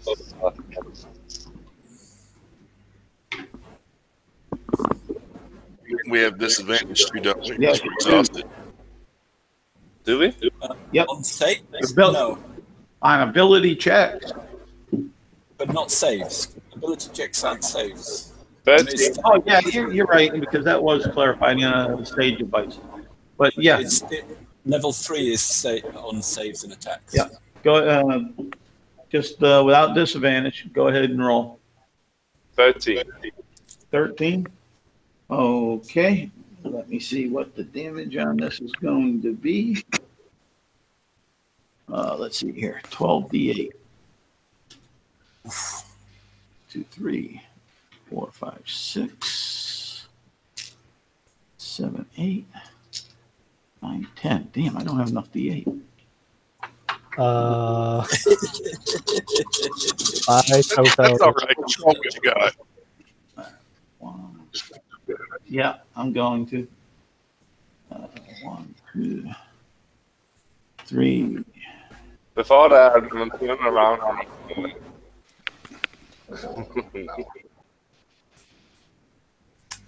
Uh, 4 times 8 is 48.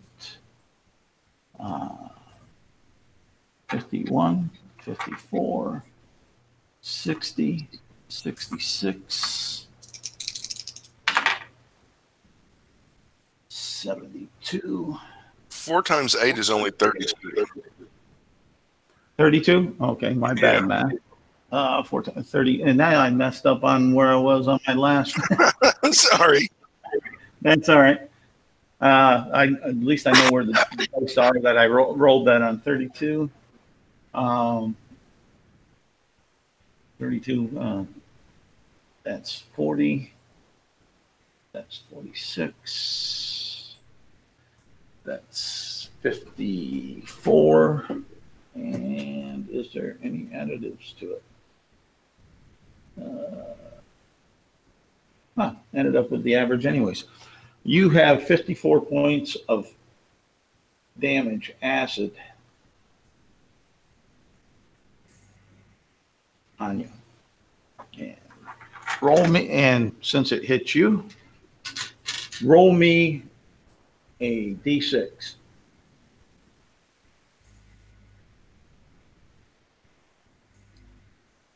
Two. 2? Okay, thank you. And then we're up to the top of the order. What are you doing, Cal? Did you wake up? Who? Killian, Matt. I rolled an 11, but I'm sort of how you play meditate. Am I asleep? Am I fully unconscious, unaware? Am I partially aware? You were in your deep meditation, and you just didn't come out of it if you didn't make the 15. Yeah.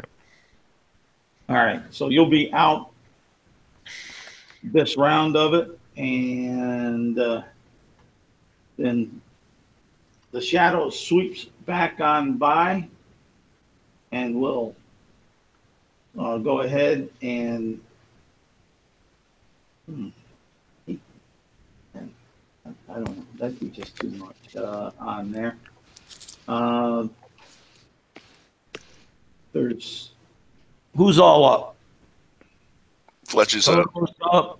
Okay, Fletch is up. Lois is up. Gel is up. Lois got a 2 on the con save. Then she's not up. That's what I was talking about. I guess I'm looking at the niche orders. Someone put in there. Okay. Who's all up then? Fletch is up. Toto's up. Penny's up. Yeah, you're awake, right? Yep. Yeah, he was kicking me in the head. Yeah, and Gel's up. So Lois is asleep. I'm just trying to figure out who this demonary thing might see as a threat. I mean, there's Gel.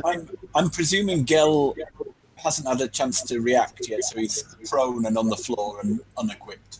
Okay, so let's see here. One will be roll a d4. One will be Toto.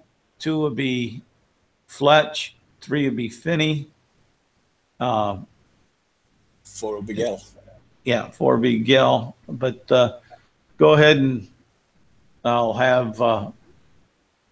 I have Toto roll the d4 since he's took damage, and it may be him that gets this. Gonna roll. Very nice to you. 2. 2. 1, 2. Who? 2 is Two was Finney, right? I think I was 3. 3. All right, then it's Fletch. I thought I was 3. Okay, All right. that's all right. No, 2 is the monster. He hit himself. no. No. All right. Yeah. Well, he'll go. The sensible thing is he'll go after. We'll say for this one, he'll go after Finney, and Of course, you go after the guy with the light. well, that's the other. You just made my guilt just dissipate totally with that, because yes, you have the light, and so he's going to try to knock the light out. And let's see here, he's going to come on down. Did that? He can make 3 attacks. Oh my God, Gil, no. Well, the first attack is a bite, and that's plus 11. 23 hit. Oh no! It didn't. Oh yeah. Okay. And let's see here. The second, a claw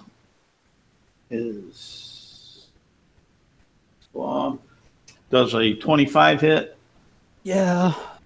And a claw does a 18 hit. Yes. Okay. I'm going to use my uncanny dodge on the bite for half damage. Say what? On the bite attack, I'm going to use my uncanny dodge for half damage. Okay. Bite is Wussy. all right. Take it like a man. I'm not a man, I'm a halfling. I'm half from it. Okay. Ooh. That 19 plus 6 is 25. So take half of 25 on that. So 12. Along with, what is it, D8 for acid damage. So that was 2 points of acid damage. So 25, 27, half of 27 from the bite. And 2d6 on the claw. That's 2d6 plus 6. So that's a 12 points on the one claw. No. Don't worry. You got this, Evan. 2187. And then another 12 points on the second claw. And you see this black thing about 10 feet off the ground that bit at you and swooped on by, that is rather huge. It blacked out the night sky, go on past you quite fast and back up into the air. And I have no idea what that thing is. Okay, after that would be Fletch. Okay, Fletch is going to jump up and scream as loud as he can. Dragon! Do I not have a turn? Say what? Oh yeah, you're the. I missed your part. We'll back. Right that. Go ahead. Ordo. Do I have a turn before it fly away? Go ahead before. Can I attack it? Say what? Where is it right now when it's my turn? It was sweeping down onto which would put you out of attack range unless you have a ranged weapon in your hand. I have javelins. Okay, you can try to throw a javelin at it. How many javelins have I thrown? How many attacks do you? Oh, I have 3. Then I'm gonna try to throw javelins.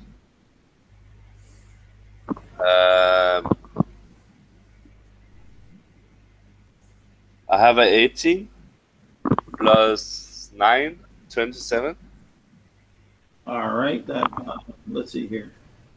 Make sure of something.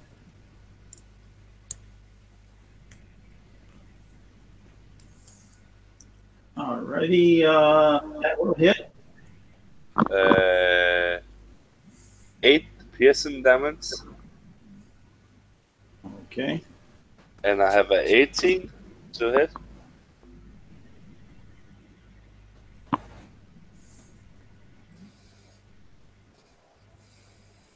Do your 18 hit? No. Misses. Yes. And I attach one of my spears with a 14. Miss. Yeah. All righty. That was my turn. All right. And now flip. I'm gonna move to the halfling to make sure I defeat him. Okay. Fletch. I'm going to jump up and scream dragon as loud as I can. Okay. Can I see this thing? You'll see this huge black silhouette. Okay. I'm going to try first to shoot it with one regular. Okay. And I get a 24. That a hit.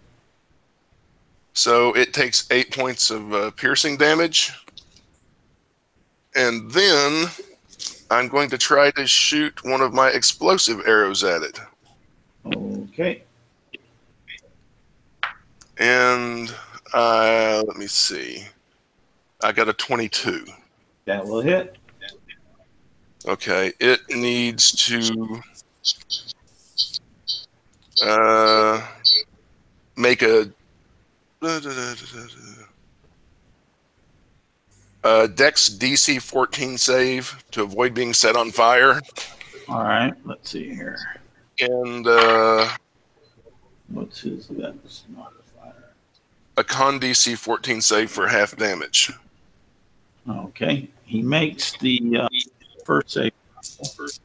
So he's not on fire. And what was the DC on the second? All right. And that was for how much damage? If he made the con save, he takes half damage, but otherwise he took 13 points of fire damage.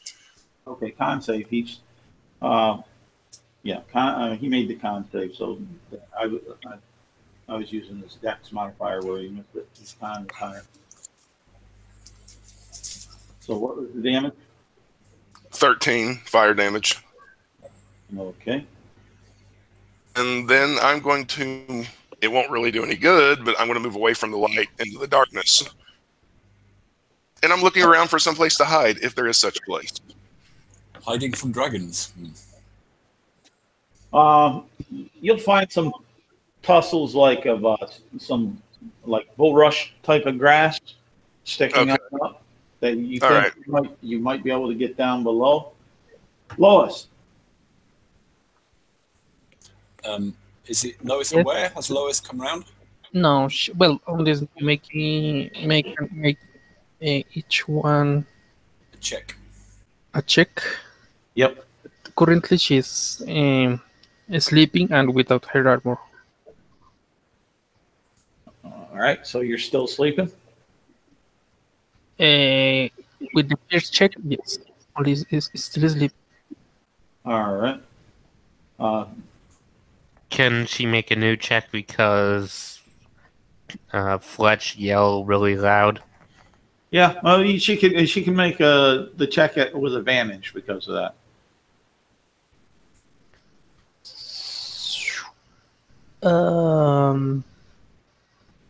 18. All right, you made it. You can wake on up. And I'm guessing that's her turn. Penny. Can she move or not, or just wake up? Yeah, she's getting on up, but that's her whole waking on up, going through that. Next round she'll be able to actually take action. She'll be where she can. What's going on? It's doing that. Penny. Is he in his armor? Penny? Yeah, I You're was. on watch. No, no. I'm talking about Gel. Is Gel in his armor? Oh, no. Yeah. There's things swooping down at us, and I just pick up his sword and I put it in his hands. I'm like, and it's attracted to light, and I give him the lantern. Oh, the halfling won't be able to carry my... Okay. Oh, man. Throw him under the bus. And you're the one saying that you're not a spy. It already bit me. Just saying. That's all you're doing, Finney?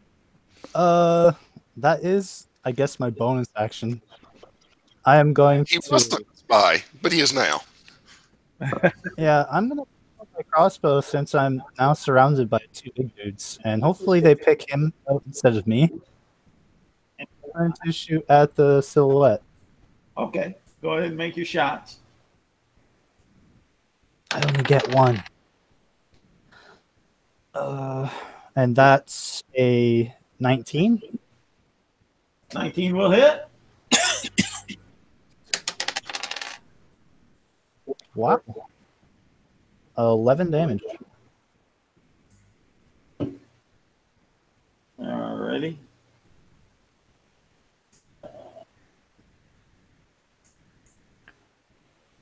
All right, and after that, Gel. So, Gil drops the weapon that's been handed to him, but he's keeping hold of the lantern and trying to shine it into the...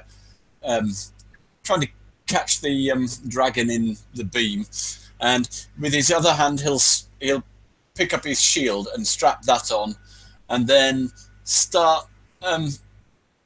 move slightly back from the rest of the group, 10 feet away, and take evasive action while shouting insults up at the dragon. All right.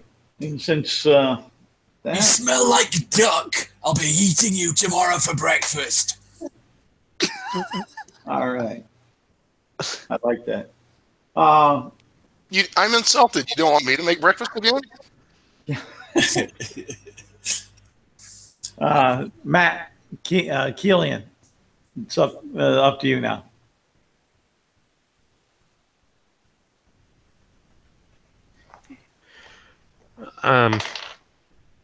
I rolled a 16. You rolled a what? A 16 to wake up. Okay, you're awake. Yeah. Was All right. that my whole turn to do that? Just like with Lois, you're waking. You're hearing all the noise, the chatter. You're shaking through your trance to get to there, so you could assess what's going on. And So the alert feat does nothing for this. no, you're not surprised. Yeah. Okay. As far as that, let's see here. After that, yes. The dragon will come down towards into 100 feet of Gel, since he has the light and shining it. Gel, make a wisdom saving throw. Is it against fear? Yes. I'm immune. Okay. Then after that, he'll come by and he'll continue his swipe, his attack with a bite and his claws. Let's see if they hit. They'd be at disadvantage because did I say the dodge action or not? You said evasive, but I'll say that's infers the same as far as dodge. Mm-hmm. Yeah, let's see here. Okay, 22 on the bite to hit. Oh yes. The claw will be a 16. That misses.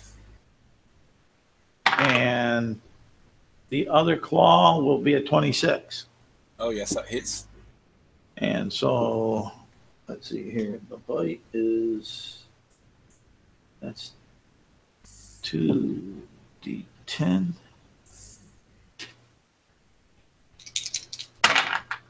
And 2d10 and 1d8. So that's, what is that? That's 7. Oh, sorry.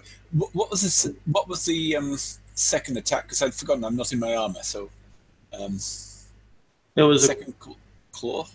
Yeah, it was a 16. Yeah, that hits. All 3 hit. Okay. And then that'll be another d10. That was 14. I'm sorry. Doing that to you. 17.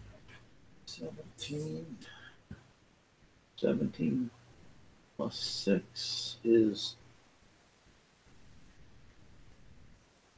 23 points of damage, and 3 of it was from acid. Can you just repeat how much?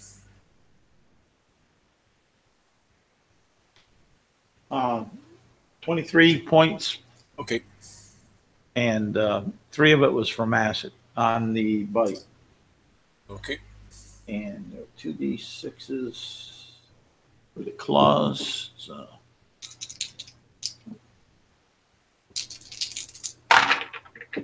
6, 11, 15, 16 points from the claws. I don't think there's any. That is, well, there is. Right.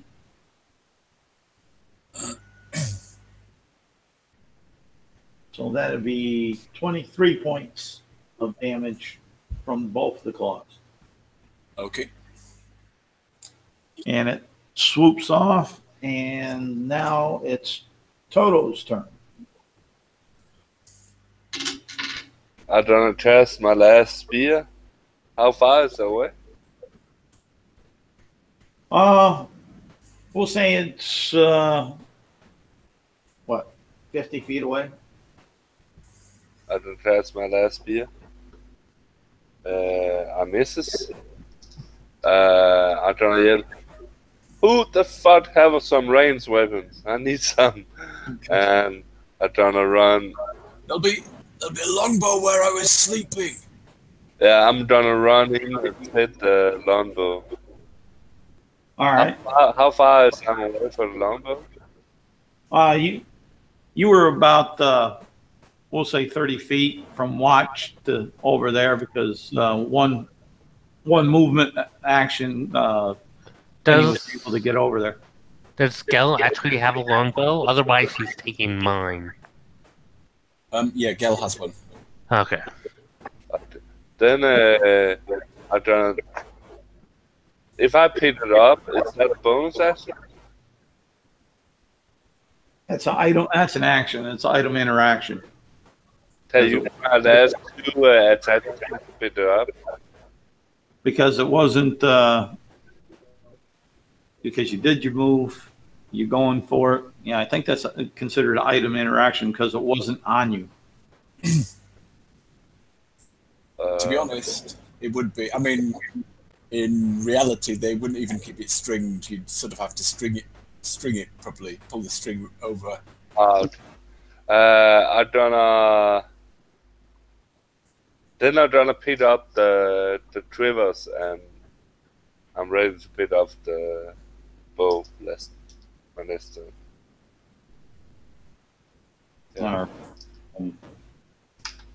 Yeah.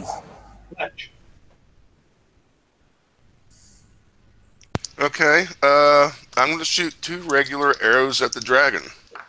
All right. I got a 27 and a 22. Both hit. Okay. For 15 points of piercing damage. 15. And that's it. Okay. And there we go. Wallace.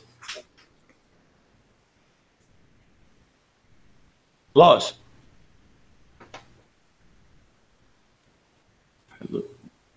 You there? Lionel. Are you on mute?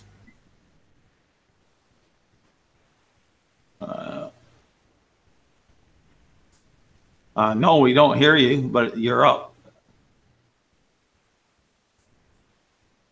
Okay.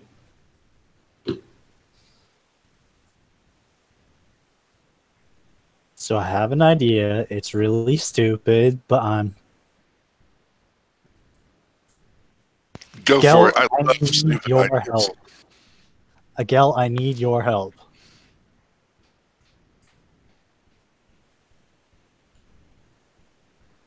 You're going to have him throw you on the dragon, aren't you? I was just gonna jump on its back, but if he throws me, that will be useful. Oh, And I just end up flying for 20 feet. Missed. okay. So, can Lois see and identify the creature? I've got my I've got Hello? the lantern on it, so Can you identify the creature? Is that what you said? Yes. Yes, it's already been identified for you because Fletch hollered out dragon. Okay. So she will want to speak in Draconic Okay. by the creature of attacking us. Something like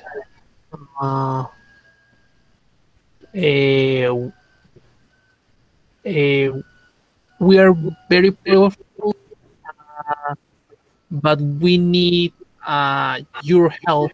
If you cooperate, we can solve this thing without fighting.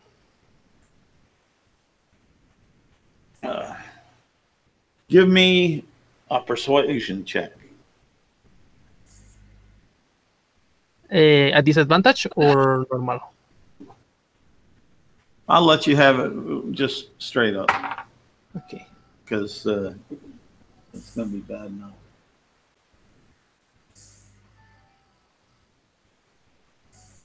$21. All right. Doesn't seem to phase it from what you can tell. It notice it, or it does not understand it? Well, to you, would try yelling up into the sky in Draconic and seeing what that it's going on up, sweeping around, looking like it's coming for another attack. It doesn't seem like it affected it, or whether it chose to accept it, with the fact So that it being already being attacked. She's preparing her shield, at least, if she cannot wear her armor. Shield and weapon. Roll me a d6.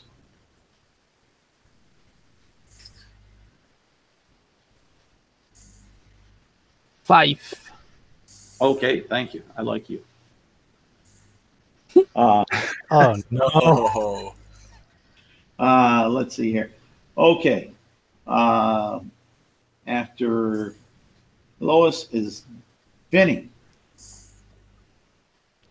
All right. I'm going to climb onto Glenn's shoulders Gel. since it's Gel's shoulders. And Is Gel going to let you? Yeah, I'm not going to oppose. Okay. I'm not going to oppose the spy. No.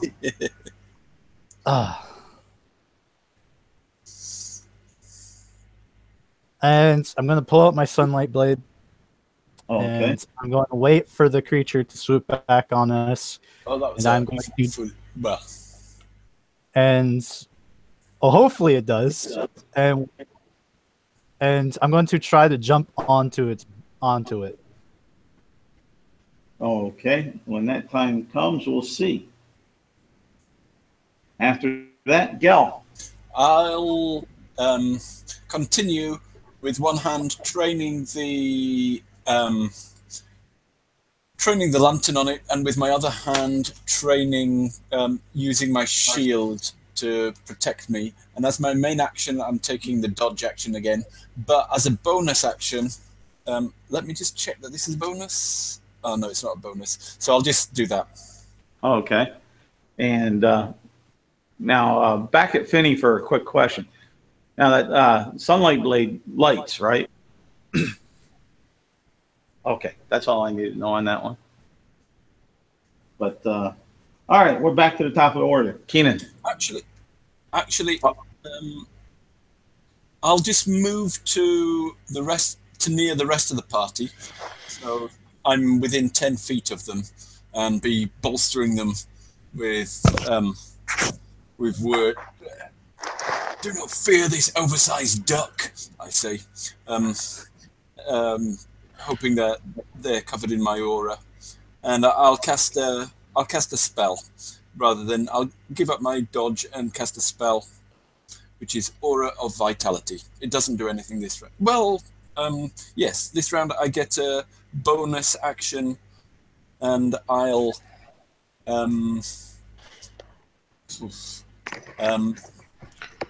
let's see.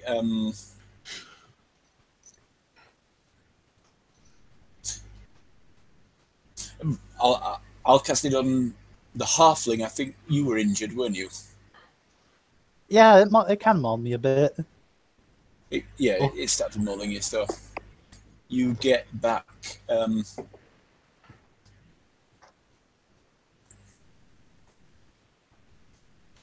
Sorry about this. 6 hit points. Okay. Now, how far were you sleeping from where the rest of the party was located, Gal?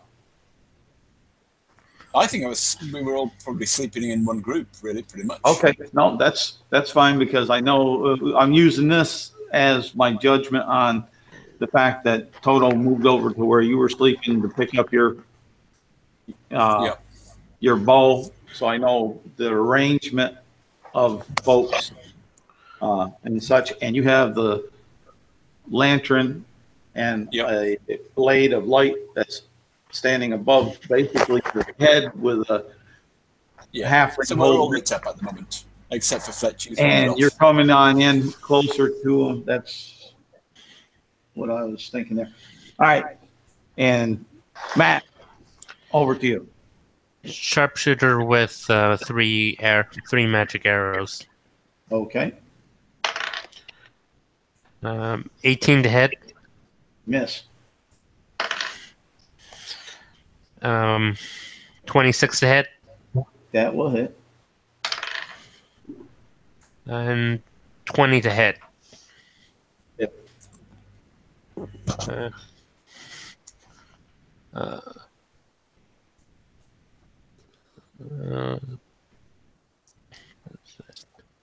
Okay. First arrow is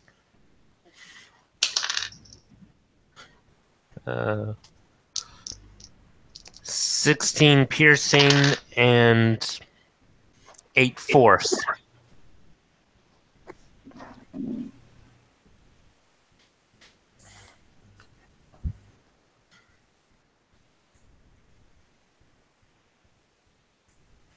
Okay. And 22 piercing on the second one. Okay.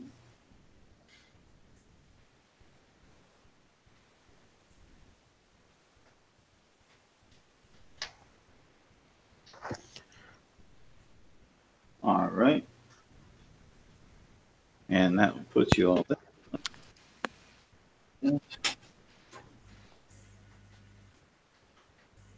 Maybe 60-foot line. Oh, it's a line. Okay. So it won't be a coming. Cool. All right. You see this black shadow. Well, it's not coming on in. It's not so much of a black shadow. Fletch, I want you to roll me a wisdom or a perception check. And this would be I got a 15. 15. All right. This dragon looks real familiar to you, like you've seen him before. Ready? I And figured. I need Gel and Vinny to roll me a dex check, saving throw.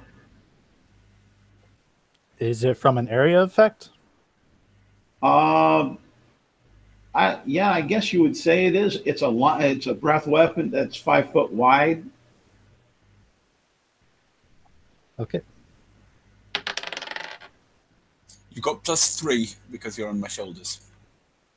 But Uh, it's getting fail. both. I fail. You failed? Okay. Oh, actually, I've got advantage. Oh, no, I didn't take the dodge, so I don't. No, you dropped it. 20. Yeah. Yeah, I got That was a 20. good move. You got what? Finny, you got what? You said 20, I got 24.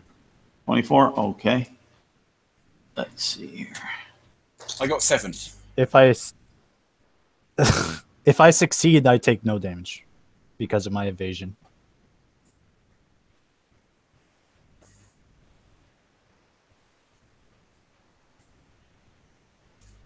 Feels bad, man. 4, 5, 6, 7, 8, 9, 10. Man, I gotta dig up some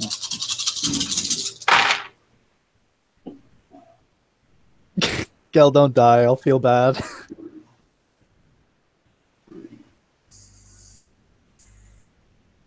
I don't want you to feel bad.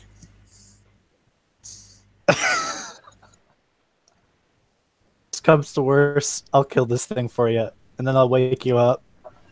Giant dragon duck together. Giant duck.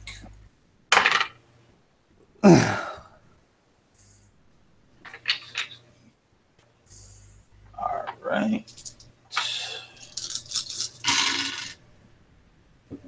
All right. Let's see. Okay, you take 60 points of acid damage, and if you were successful on the saving throw, you take half on the damage for a successful one. And The damage. What is the saving throw? it's a DC 18. Dex. Yeah. Because of my evasion, I made the save. You throw yourself out of the way, but I take the full blast. Yeah, I just jump straight up. And it sweeps on by, but now your attack, Vinny, that you were planning, has just I want to been- jump onto its back. You can't. You did the evasion. You're on the evade. You had to get off his shoulders, and that ruined that attack setup that you had. Can I just eat it then? Yeah, you can eat it. All right. How much was the damage again? 36? No, well, it was what, 61? It was 60. 60? 60. Okay, so 30 points for you. All right. Yeah. After the breath comes down, I'm going to kind of just weather the acid and jump onto it. Hold on, because after the dragon comes I Toto. mean, is it, to be honest, with a breath weapon, it might not even come within range of jumping. I can try. I mean, no, I mean, you can't jump 60 feet. Or however far it does. Yeah, it's a 60-foot range, but that was another issue that was down there. I was just trying to mitigate it within the RP of what was happening at the time with the acid line breath weapon there, evading, which means that you're moving out of the way. Ew. So yeah, if I can't make that jump, I'm not gonna stand there then. But that sounds awful. But after that is Toto. Yeah. You got a longbow. Do I have the longbow now, or do? Yeah, you got it. All in that, your movement picking it on up. You have it strong. You can make an attack. Longbow, which I believe you are as a fighter. Yeah, and I'm trying to say to the half orc. It's so long since I've been on duck hunting. It's a few years, and I'm trying to hold the bow totally warm and try to shoot the big duck. I have 3 attacks. Oh, what is that? I have +6. 21 to hit That will hit. and a 10. 10 will miss. What is the damage on a longbow? 1d8 plus dex. 6 damage. All right. And that was my turn. I'm gonna move a little bit closer to my half-orc friend. Oh, okay. You're moving closer to the light Yeah, that he has. All right. So after that, Fletch. Okay, with my longbow, I'm going to shoot 2 more regular arrows at this thing. I got a 12 and a 19. 19 will hit. Okay, for 12 points of piercing damage. And for my movement, I'm going to move into the light next to Finn, I guess. And I'm going to yell out in common, come and attack me, old friend. And then when you flee cowardly, tell your mistress that Fletch is coming for her. And that's my... Lois. Lois, Yes. your turn. Okay. How far is the what? How far is it? It's 80. It's swooped down and was going back up. It's 80 feet away. It flies at an 80-foot rate. So Moment, please. yep, go ahead.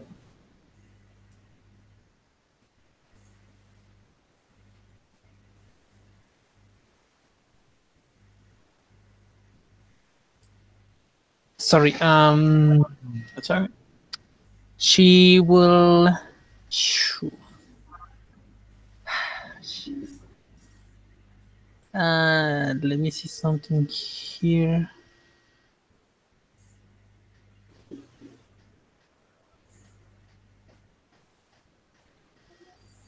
Yeah. She will cast a fireball at the creature, trying to avoid us as much. Casting what, Lionel? Fireball. Fireball. Okay.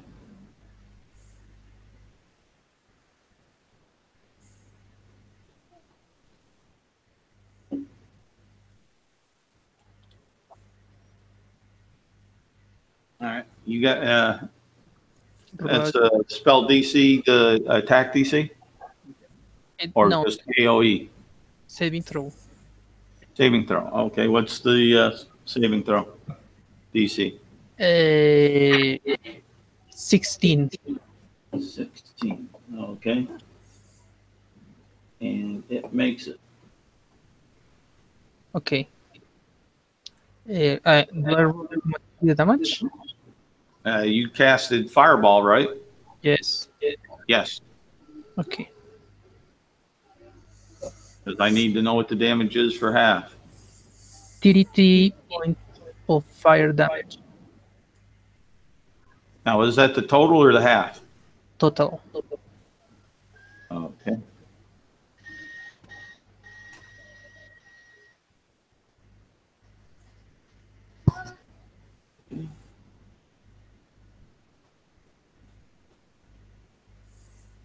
Close to that point.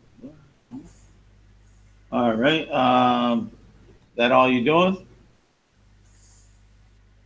Well, I was trying to avoid it, but I will be honest. Say Should what? roll? I was trying to avoid it, but I will be honest. Should I roll the Chow's random stuff for Yeah. the Roll a percentage dice. I forgot all about that. I should have rolled a percentage dice earlier because I cast the spell as well. 29, Okay. Roll the percentage dice again. 41. Ooh. What is 41? Was it a good one?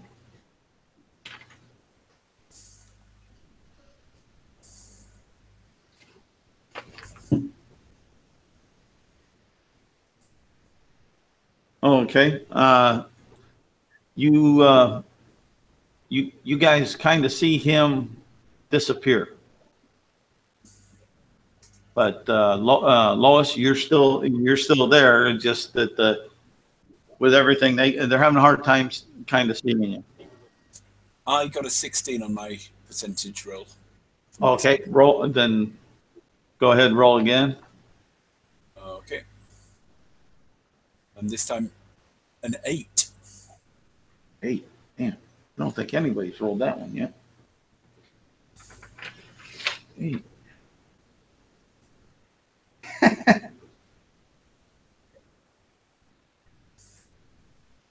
All right, it makes sense somewhat. Make a Constitution saving throw. 25. 25? Yep.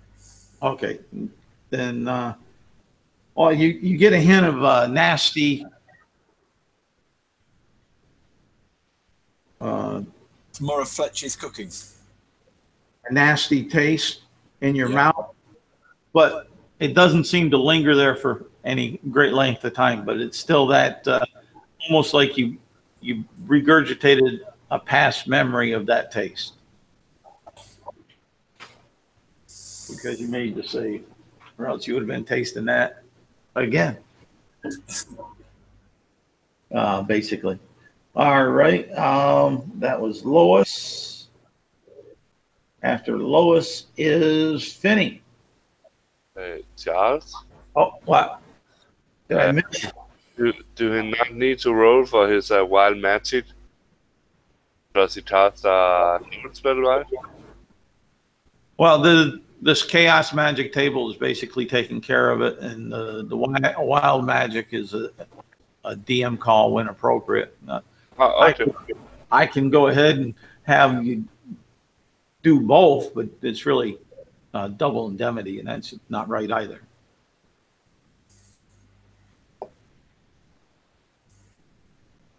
Finney. Okay. Quick question. Yeah. How large do I think the wingspan of the flying creature is now that we're assuming it's a dragon? There's no assumption. In Fletch's mind, he knows darn well it's a dragon, and this thing is classified as huge. So would you say that its wings could be 20 feet apart? Let's see here. I don't think it really says, but I'll take a quick look in size on here. Combat, movement, creature size, categories. A huge creature is 15 by 15 space that it takes up. So.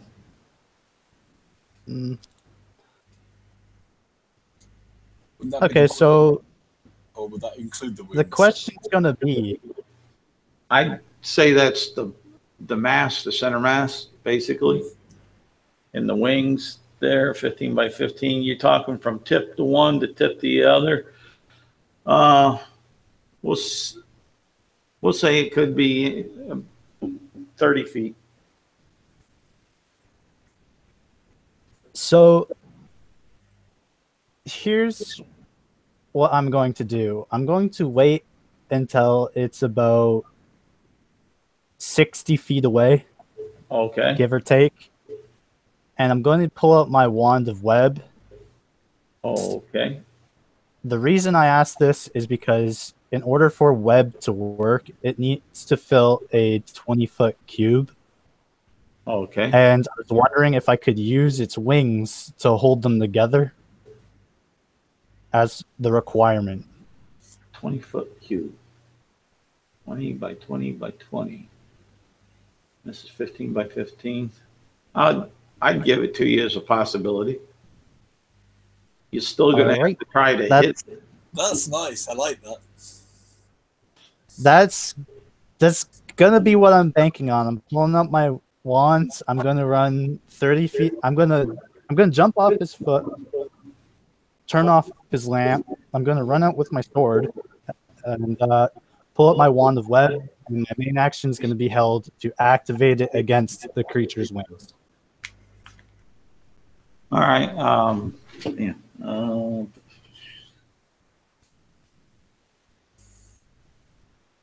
Yeah. This is so stupid.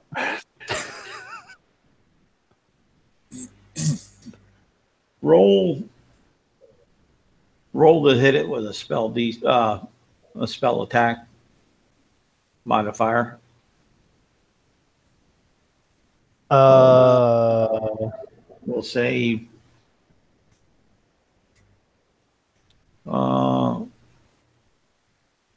who's the magic user here? It's Lionel, right? I will use my intelligence. No. What do you need? What? Because you didn't make the wand there, Finny. What's your spell attack modifier? My spell attack modifier. Yeah, but Lois didn't make the wand either. He bought it. I understand.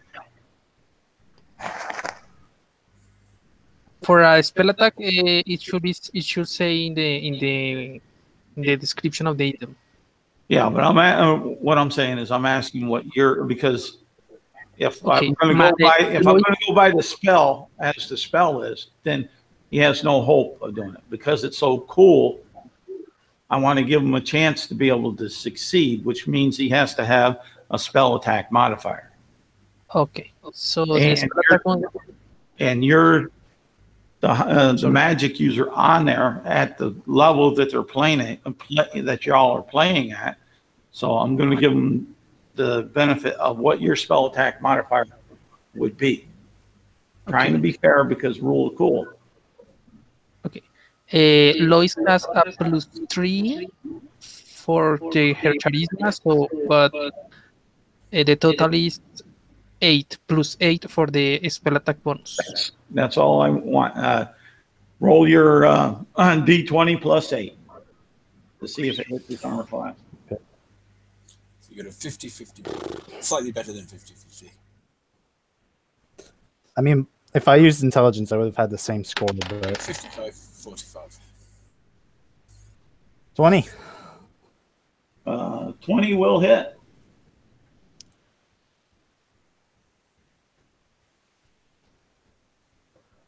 And he is covered. Now, what's the strength DC to break the web on that?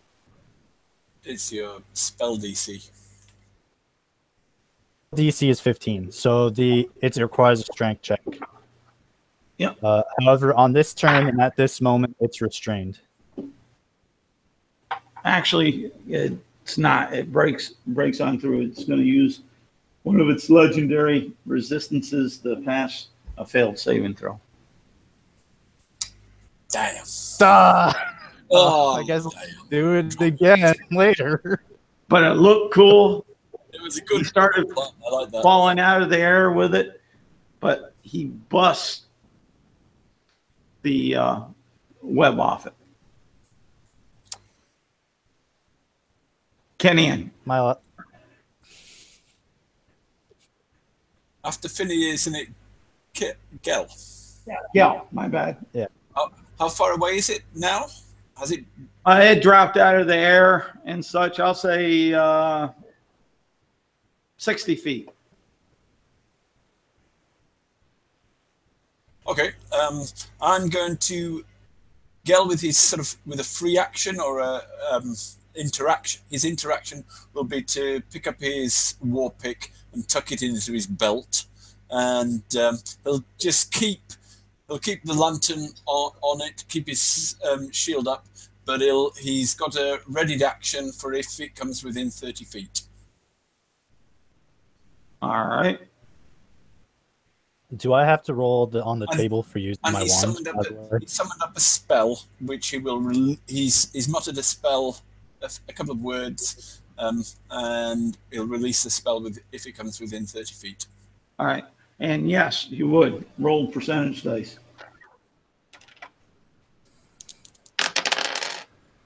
37. Okay, roll them again.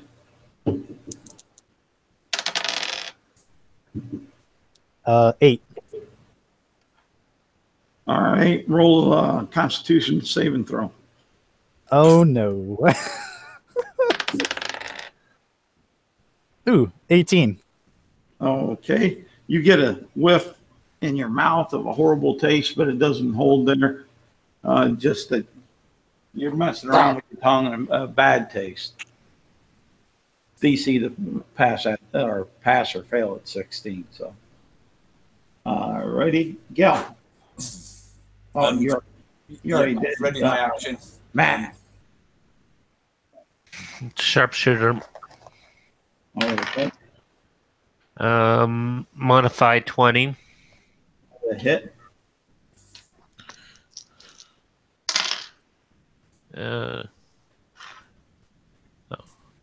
It took 19 points of piercing and 2 points of force because I rolled once. All right. And 14 on the second one. Yes. And 21 on the third. That a hit on the third. It took 22 points of piercing damage, and all those arrows are magical. All right. And then it is the dragon's turn. And it will fly off. Damn.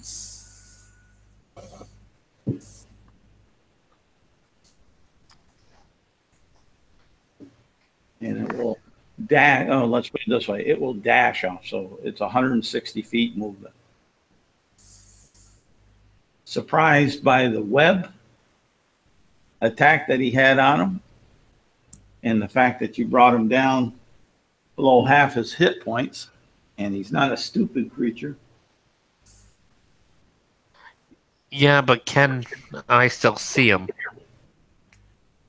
No. Out of range of my of the lantern. Your sight, your bow shot may not be limited within that, but your sight sure as hell is. It is still dark in the morning. He's 160 feet out away from you. He moved plus the 60 feet he had. You can't see past that in the dark, infravision or not. And Fletcher's arrow didn't set it alight, did it? No. Damn. That's why you guys didn't have advantage on shooting it in the dark. Oh. Well, fair enough. I'll shout things like duck steak after it. Is the combat over? Yes. Okay. I'll let you. I'll let you role play coming on out of it and such. There, if you got things that you want to holler at it or say or think that you might be able to do to it on the way out. Come back! I'm hungry. Wait. Did it run away?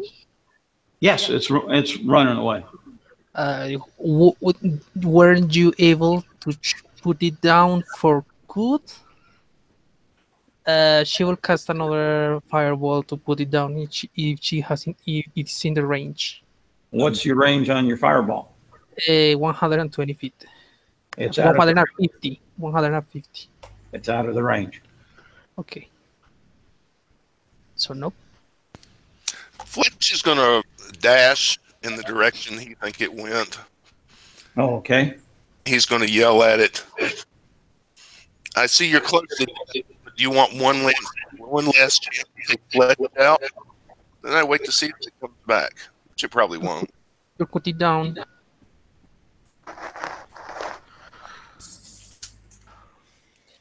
All right. Holy crap, Gel, are you okay? It flies off in towards the northern direction that you were traveling. It's now time-wise in game about 4:30 in the morning. Lois will go back to sleep. She's too tired. Yeah. Sorry. Yeah, those who are on watch get some sleep. We're going to need it. Here, Gel. I'm going to give Gel 5 healing potions. He shrugs and gives them back. You keep them. I've got different ways of healing. Gel, I have 20 of these things. Take the potions. I take them.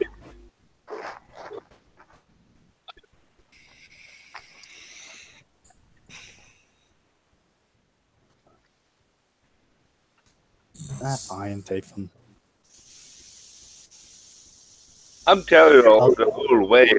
Don't give me shit. My God.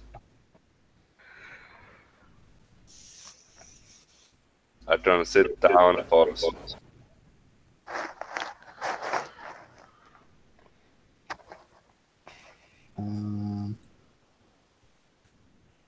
Well, I'll I take guess we're back my taking a short rest now. Yeah. I'm gonna find some place to hide so I can sleep. And keep track of how many of the hit die you spend when you die. Oh yeah, I'm gonna need On to the use some of last- those. On the, if you use some on the other short rest, keep track of them. I'm gonna use 4. Your pool won't restore all the way until you get a long rest.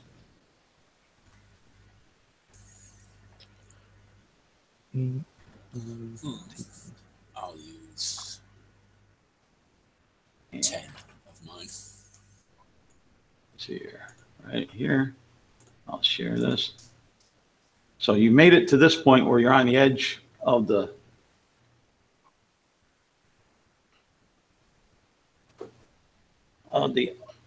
ice and snow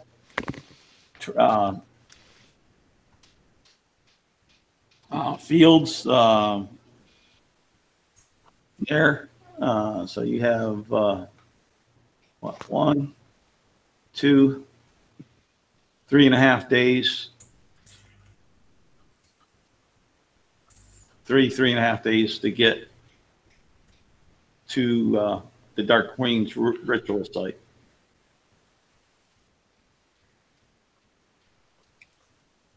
Okay. And I'm back again. Sorry. Say what? I was away. Sorry. Oh, okay. And we'll basically roll it on up here for this one. We'll do whatever we need to because we're about 19 minutes past the time slot. Okay, so we finishing the rest. Well, you're going into your, you're finishing up your rest. You'll have your short rest when we come back to it. But if you use your hit die to gain back damage, Make sure you keep track of them that you've used all the way through. How many exhaustion level do we take off? Just one. Yep. Okay. If you had one before the short rest, you have 0. If you had 2, you have 1. Now, she's too exhausted. Was too exhausted, so she is 1 level exhaustion, Yep. and she was full health since because it dies from the previous rest. Just a quick question for Matthew: Is there a place for exhaustion levels on this character sheet? Do you know? No, you can mark it in bio if you want. That's where it has text. You can use one of the slots under the flow. You're using Roll20, right? Oh yeah, there's a resource thing. Yeah. Okay. Yep. I'll put exhaustion levels. Yeah. Okay. Yes. How many experience points? Right at the moment, none. None? You haven't completed. You've been giving experience points through the book. Yeah, you got to forgive me. I'm getting involved in too many different things and trying to remember the rules for another group that I'm working with.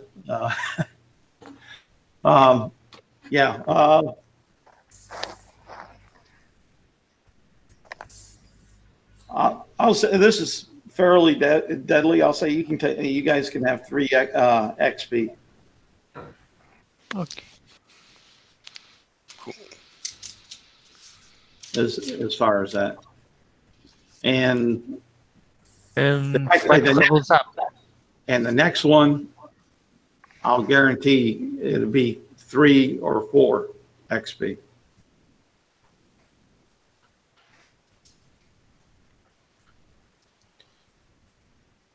And the final one will probably be the same as the next, if not higher, because the last bit will probably be very deadly.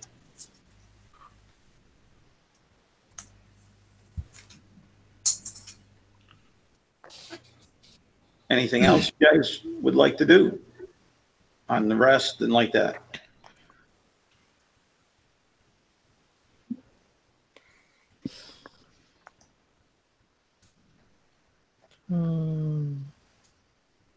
Not really. I have a question. All right, I got a lot. The paladins laying on hands. I think. Did you say that spells come back after a night's rest? But would the paladins laying on hands ability come back after a night's rest, or would that be would I need a full week for that? Spell-like abilities aren't being affected, but spells themselves are affected by this, and magic items that have spells cast in them are like. Oh, I don't mean the chaos effects. I mean the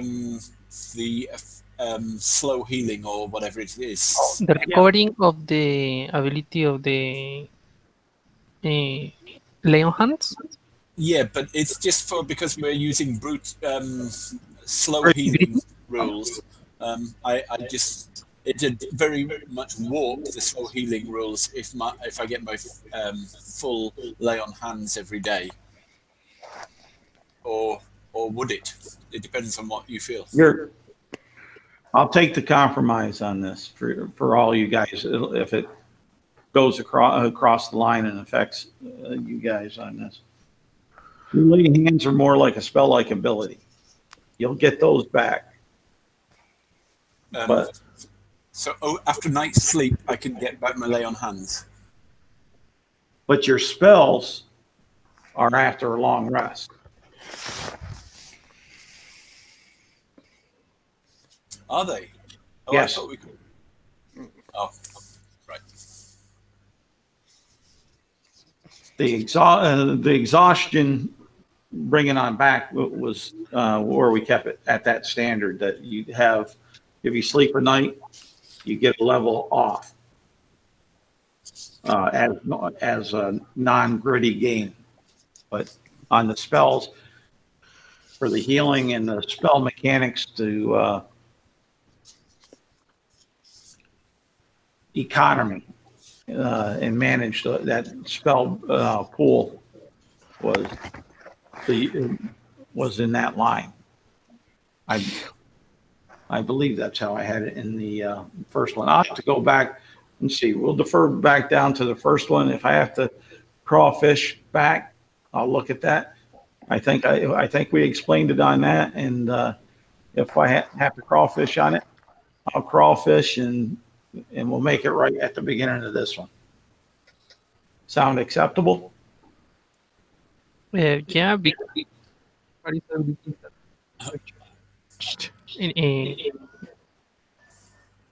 racial abilities that get recharged after a long rest that could be useful each session. Like I said, I'll go back and look at the first couple that we've done and see how that was addressed, because I'm sure we explained it at the beginning. I just don't remember exactly off the top of my head. Neither do I. We'll validate and then go from there. And if I have to crawfish, I crawfish. I don't know what crawfish is, but itself. Like a crawfish, how a crawfish backtrack. Retcon, whatever. Yeah. All right. I'll stop the broadcast if there's nothing else that anyone would want to put on it. If there's anybody you want to give a shout out to, go ahead and do it. That on that as far as things go. I want to give a shout out to our main man, Charles. Who? Our DM. Oh, that ain't needed.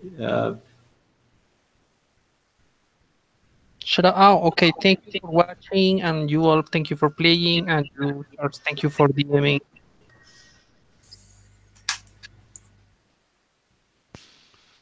Definitely.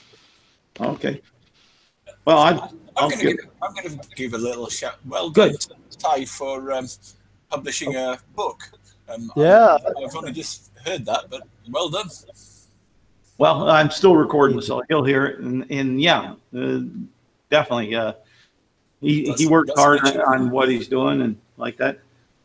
I'll definitely give a shout out to myself, to the OSG Infinite Roleplay,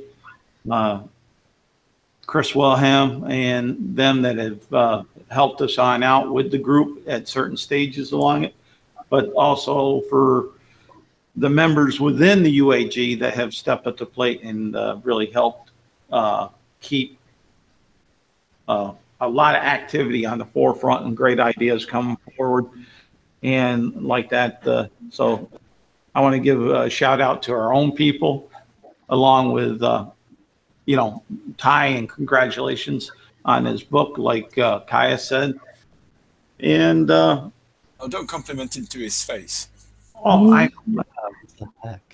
Guys in Nerdarchy, I always like giving a shout out to Nerdarchy, because a bunch of the clarifications and things I go back and look at, I get from them guys. So they're a great resource, absolute tabletop, great resource. And everybody, if you go to the UAG and you see admin recommends, all those sites you can get to from up there, and the UAG admin does recommend them. They're good sites as far as that. So with that, if there's no other shout outs, I'll stop the broadcast.